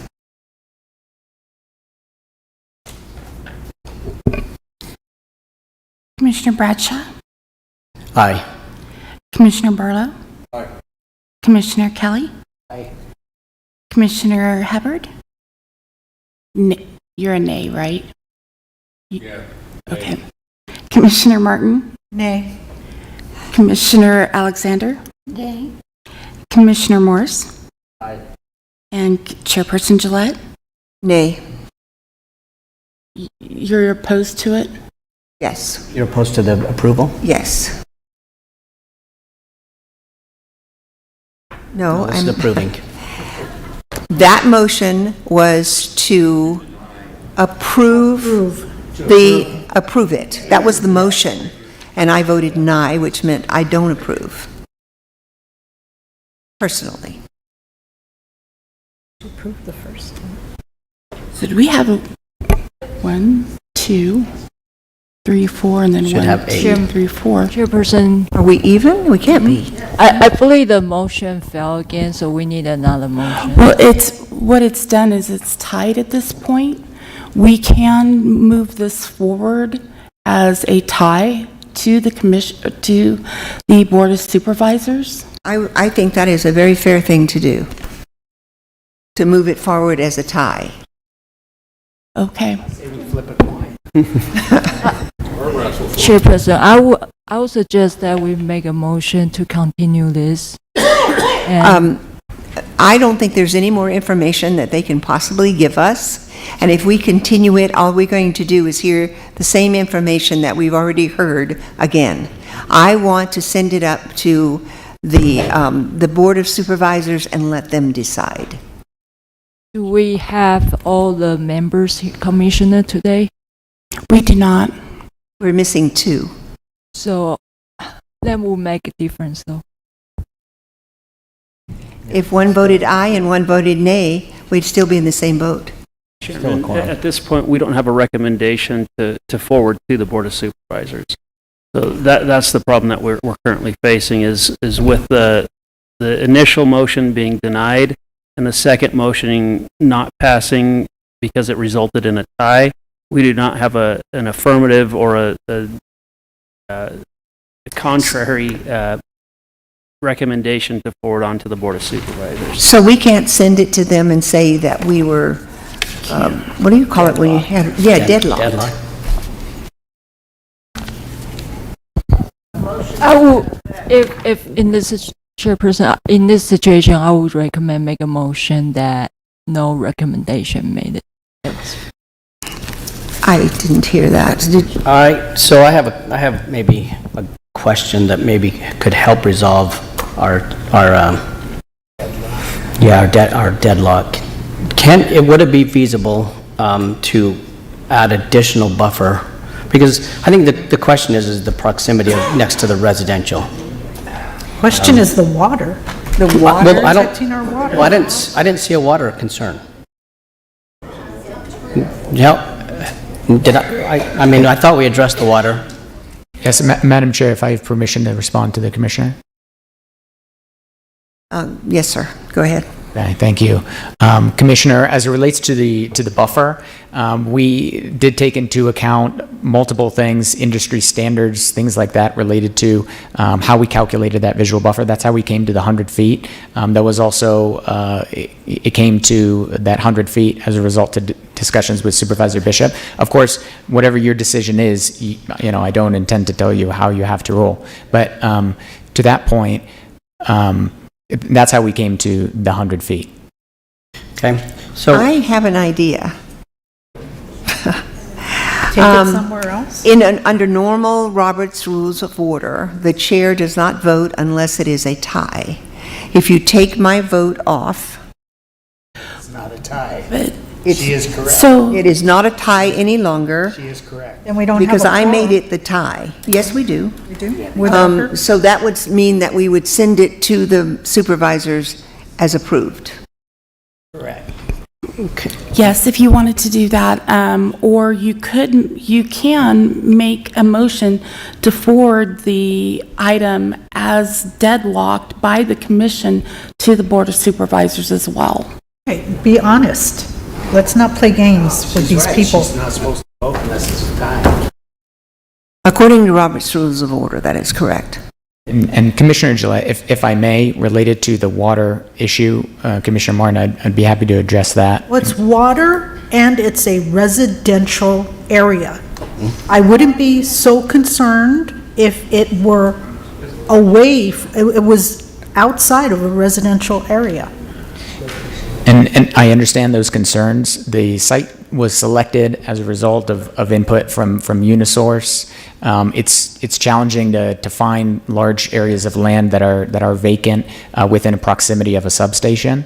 And there was a lot of consideration as to maybe there were other plots, right, that were. Would you live next door to that site? To that point, we Sure. tried to select a site, there's close to 1,300 acres here, and we only have about 13 residents within the 300 feet. I think we need to decide what we're going to do. Sure. Thank you, sir. I had a question. As long as they're talking about the medical thing, the water thing is the contaminants. Nobody answered anything about the contaminants. Well, When you start excavating there, my we have a problem- culprit here called excuse me. valley I'm going to fever. do point of order, please. Okay, I am going to do a point of Let's order. bring it back under, and Chair. Chairman, if I may, I believe both of the options that you presented would be acceptable, either a vote to not send them a recommendation because the commission's deadlocked, or to have the chair basically abstain from the vote unless there is a. So I think either option, however the chair would like to proceed, this is your decision to make on how you'd like to proceed. Well, I follow Robert's rules of order, and under normal circumstances, I don't say aye when we're just voting. The only time I seem to vote is when we do a roll call vote, and even then, I'm not going to vote from this point further unless we have a tie. So I would like to do that. I would like to send it to the supervisors stating that we were unable to come to a conclusion. Well, then do we have to go back and, So let's go ahead and have a motion that we are forwarding the item to the Board of Supervisors as the commission, reached an impasse. What do you mean? You mean because of the fact that I Because voted? You're only supposed to vote in a tie. Okay, take my vote out and see what the vote is. well, then we need to. If that's the case, then it would pass. It would go before the Board of Supervisors with the recommendation of to approve. Okay, then that's what we'll do. We'll just say that it passed. Okay, and that is only for item 11. We are going to. Yes, that is only item do this 11. for item 12 as well. Thank you. And you're welcome. Item number 12, that will be Matthew Gunderson. Item number 12 is an evaluation of a request for an amendment to the Mojave County General Plan from an urban development area and light industrial land use designation to a rural development area land use designation for assessors parcels numbers 215-26009, 010, and 011, and a rezone of assessor parcels number 215-26009, 010, and 011 from a C2H 25A Highway Commercial 25-acre minimum lot size zone, RM Multifamily Residential Zone, and a CMO 36A Commercial Manufacturing Open Lot Storage 36-acre minimum lot size zone to an AR 25A Agricultural Residential 25-acre minimum lot size zone with an ES Energy Solar Overlay Zone, and a rezone of assessor parcel numbers 215-10004, 005, 006, 012, 013, 029A, and 215-26004, 007, and 012 to apply an ES Energy Solar Overlay Zone to allow for a solar facility in the Golden Valley vicinity. Just as they mentioned in their presentation, there's kind of three different parts here. You've got your general plan change, your rezone of some parcels to that agricultural residential so that it can have the energy solar overlay, and then rezoning all of the parcels within the development to have that energy solar overlay. Staff recommends approval with standard conditions. Thank you. I'm going to open the public hearing. I think everyone who wanted to speak has spoken, but I'm going to ask if the applicant wishes to give a statement. I'm sure you're tired of me by now. I'm not tired of you. I'm getting tired of the subject. Okay, so is there anyone else who wants to speak? I know I have several people who said they would, but they've already spoken. Okay, come up to the podium. Give me your name and your address. Once again, Liz Randolph, 1113 South Dewey, Golden Valley. Okay, under the Energy Act of 2020, it requires the states and government land use to supply a certain percentage of land to provide clean energy. This land also requires water resilience under Section 1010 and 1012, which means you must have strategies to respond to and anticipate drought and water scarcity. The state of Arizona has already stated that we don't have enough water to do further constructions down in Phoenix. They stopped or held some projects due to water scarcity. We don't have the water, we don't have the wells, and the water that's going to be used just in the construction alone is going to be astronomical, more than 1 year worth of water for the whole valley, not to mention the dust.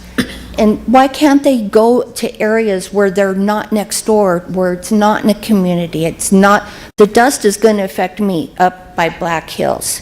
We have so much dust in this area alone without construction. And most of your residents here, you guys, including you and me, are senior citizens.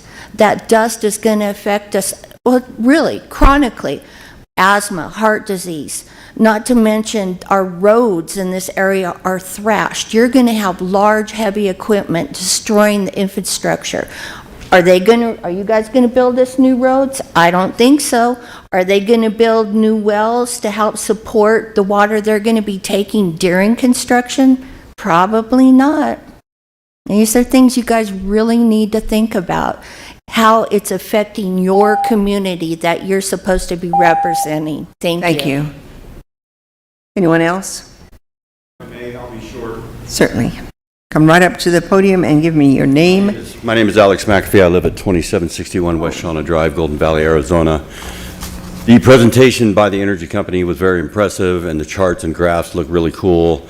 And the reports that they stated about water safety and lack of chemical toxins leaching into the ground is just off of her statement. I don't have those reports. However, I just posed one question to you. What if they're wrong? What if they are wrong? Then the people that live in this area, we are the ones that have to pay the price, and we suffer. We might have to move. I moved to Golden Valley 12 years ago. I plan to retire here, but I won't be able to if they're wrong. That's all I have. Thank you for your time. You're welcome. Come to the podium, sir, and give me your name and your address. Yes, my name is Chuck DeShazer. I'm at 8778 Polaris Road, Topak. Something that I believe Mr. Hubbard started to bring up was, and I haven't heard anybody address it, is the valley fever issue. I don't know if any of these people back here, not living here, have ever even heard of valley fever. But once you get it, it's stuck with you for the rest of your life, and it's usually created by heavy equipment moving dirt that has been undisturbed for years and years, and that's exactly what they're talking about doing. And on top of that, I haven't heard them address whether in most of these solar plants that I've ever heard about, they sterilize the ground underneath so they don't have to go in and send in people to cut down the bushes and stuff and deal with any growth that goes underneath the solar panels. So I'd like to hear that addressed in some way. Thank you. Thank you. Name and address. My name is Christian. I live at 3348 Brenda Avenue in Kingman. I was not here for this item, but I have some knowledge. I'm sure you have a last name. A Bunch, Christian Bunch. Thank you. I work for a company that was approached by one of these solar companies about these kinds of contracts. And so I just want you to understand why you're getting so many requests coming to you. Essentially, what these big solar development companies will do is they'll approach landowners with a large swath of land near big power substations or things like that. And then they basically get an option to buy the land on the contingency that it is approved by you to do this. And so there is no risk to them whatsoever to go to almost every, other than paying expensive lawyers for their time to sit in these meetings. to go to all the large landowners in the area and ask for contracts that are on the contingencies. And so I'm not saying for or against their project, I'm just saying that is why you're getting so many proposals, because they don't actually own the land. The landowners own the land, and so they can have 50,000 proposals on these contingencies and then continue to bring them to the county. And so I think it just needs to be decided at what point are we going to stop it, because you're just going to continue to get them since there's such a low risk to the development companies. Right. Well, I know we're concerned about the water, but I'm concerned about the people. The people that have come here to this beautiful desert to live where it's quiet and where there's no dangers. We don't have riots and we don't have a lot of stealing and that sort of thing. And I'm concerned about them because slowly but surely that's been taken away from them. And I feel that we're part of the problem. Did you need to speak, sir? 12 on my paper to speak. Okay, then you come right up to this podium. Dan Falcone. I'm Dan Falcone. I live at 5218 West Ramon Drive. I've been there for 20 years now. And maybe you didn't hear me because I rattled this off so quick, but everything I read was after this article that talked about safe distance to live from solar farms, and it gave all this information that said everything about this area was wrong. The topography of the land, the terrain, okay, the temperatures, all those things are factor in as to how far away you need to be from this farm. So, and then I did see the CPVs up there mentioned at one point. Those are the worst panels that you can have. They create more heat, more radiation, and it's wrong, and then wait till, I've been out there for 20 years. I see what happens when a half inch or an inch of rain comes down in 5 minutes.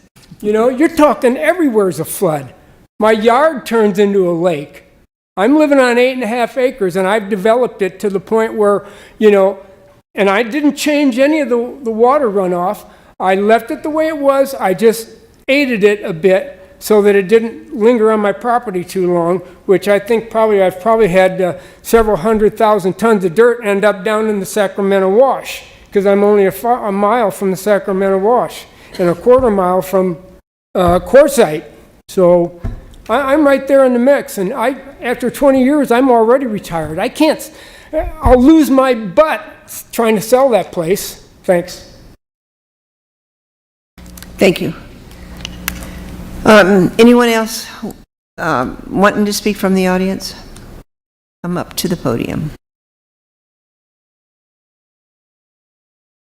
John Alexander, 4820 South Sacramento Road, Golden Valley. Like I said before, I'm right across 240 feet. My window is across from the proposed site, so I'm going to get a first-hand look at it. I also was very impressed with the lawyer's presentation, but of course that's what he gets paid to do. And one of the points I was going to bring up was what the last gentleman said previous to Dan about these projects, and they're going to keep coming. And I think the almighty tax dollar is what's ruling a lot of this, because as long as these items are proposed and tax money is possibly going to come in, I think the Commission, Board of Supervisors are going to vote for it. And my last point is, Chairman Gillette, you expressed concern about all the people in Golden Valley in this particular project. Then why did you change your vote to a non-vote? I did not change my vote. Well, you took your vote off, I thought. I followed Robert's Rules of Order. Maybe you could explain that a little further. I appreciate it. Thank you. You're welcome. I think everybody understands. In a commission, generally the commission has an odd number. This commission has 9. That means that you can have a tie, 4 and 4, which is then taken, that allows the chair to vote to break the tie. But the chair in normal circumstances does not vote. So I followed Robert's Rules of Order that I obviously had forgotten.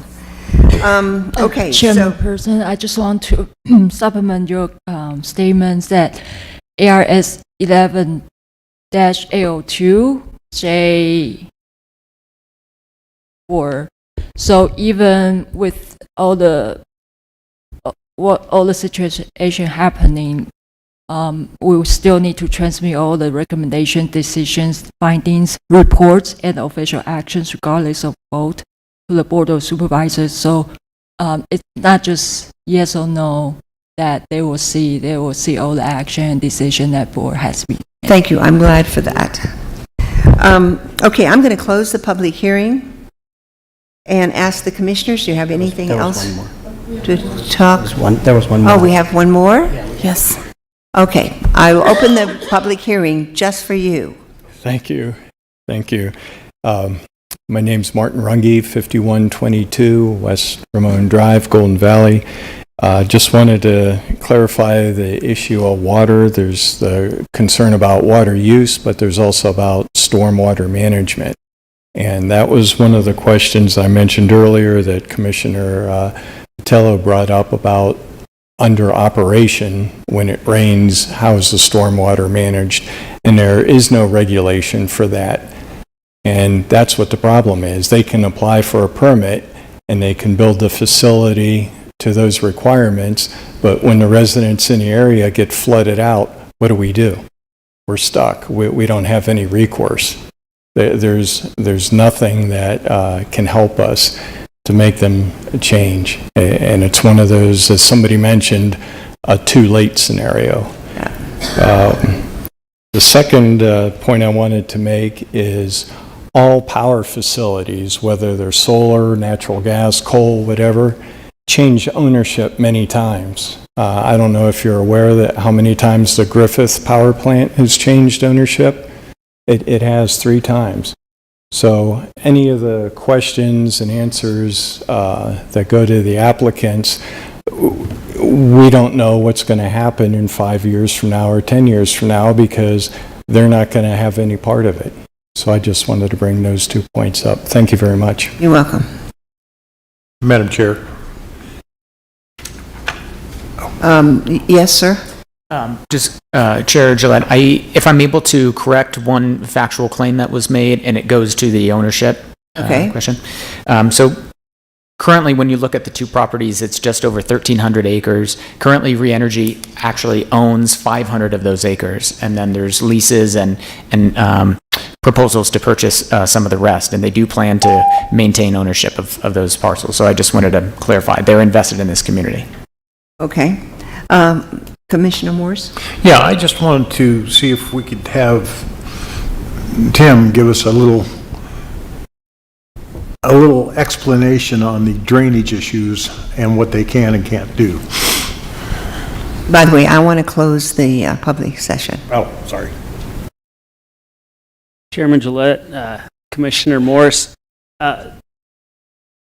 I guess maybe I need a little bit more direction. I mean, we heard testimony, if you would, that, you know, they can do anything on their property, and it's not, you know, they don't have to take care of any of the water, basically, that's going through their property. Thank you. But so what about what they produce? Definitely. So great question. Commissioner Morse, sorry. Few different meetings, didn't want to give you the wrong title. Commissioner Morse, from a flood control and a land development perspective, the owner of the property has to accept stormwater as it has historically traveled onto the site, and they have to release that stormwater in the same historical pattern and manner in which it left the site. With regards to development of the site, granted, a number of panels will change the stormwater collection, the production of water, and those types of things. So the site plan that they propose will need to address those drainage issues, and that will be reviewed by flood control by the flood control district. So definitely we will be looking at, existing conditions, pre-development conditions, and ensuring that they're not impacting their downstream neighbors. Thank you. Thank you. Okay, so I will call for the motion on item 12. Motion to deny. Second. Okay. I have a motion by Commissioner Martin, seconded by Commissioner Hubbard, to deny. All in favor say aye. Aye. Opposed? Nay. Roll call, please. Commissioner Bradshaw, Nay.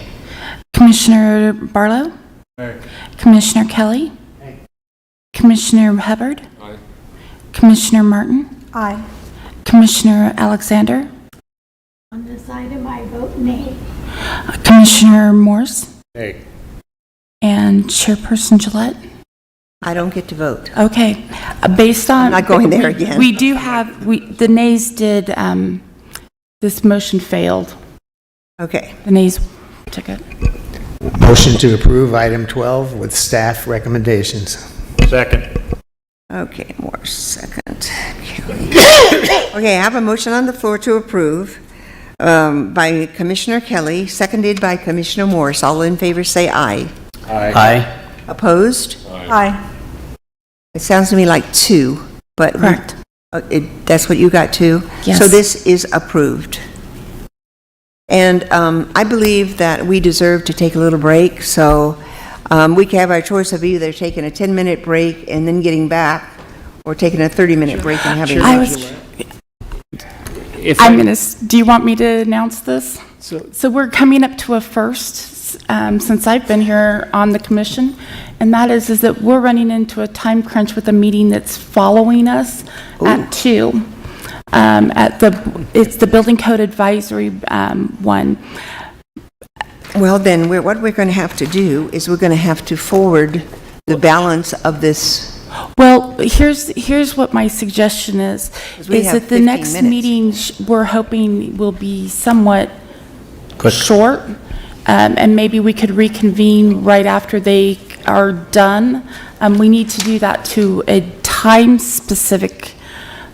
So you're thinking 3. So we could do that if it's okay. Okay, that's what we'll do. Or So can we are, through the next- what are we? We're on a break, or we're temporarily adjourned? Do you want to go ahead and do the next item, and then, or would you like to stop and go till 3? I think we need to Stop stop. now? If they're coming in, they Okay, need time to that's at least fine. get set up. So we're going to reconvene at 3 o'clock. Okay, this meeting is adjourned to be reconvened at 3.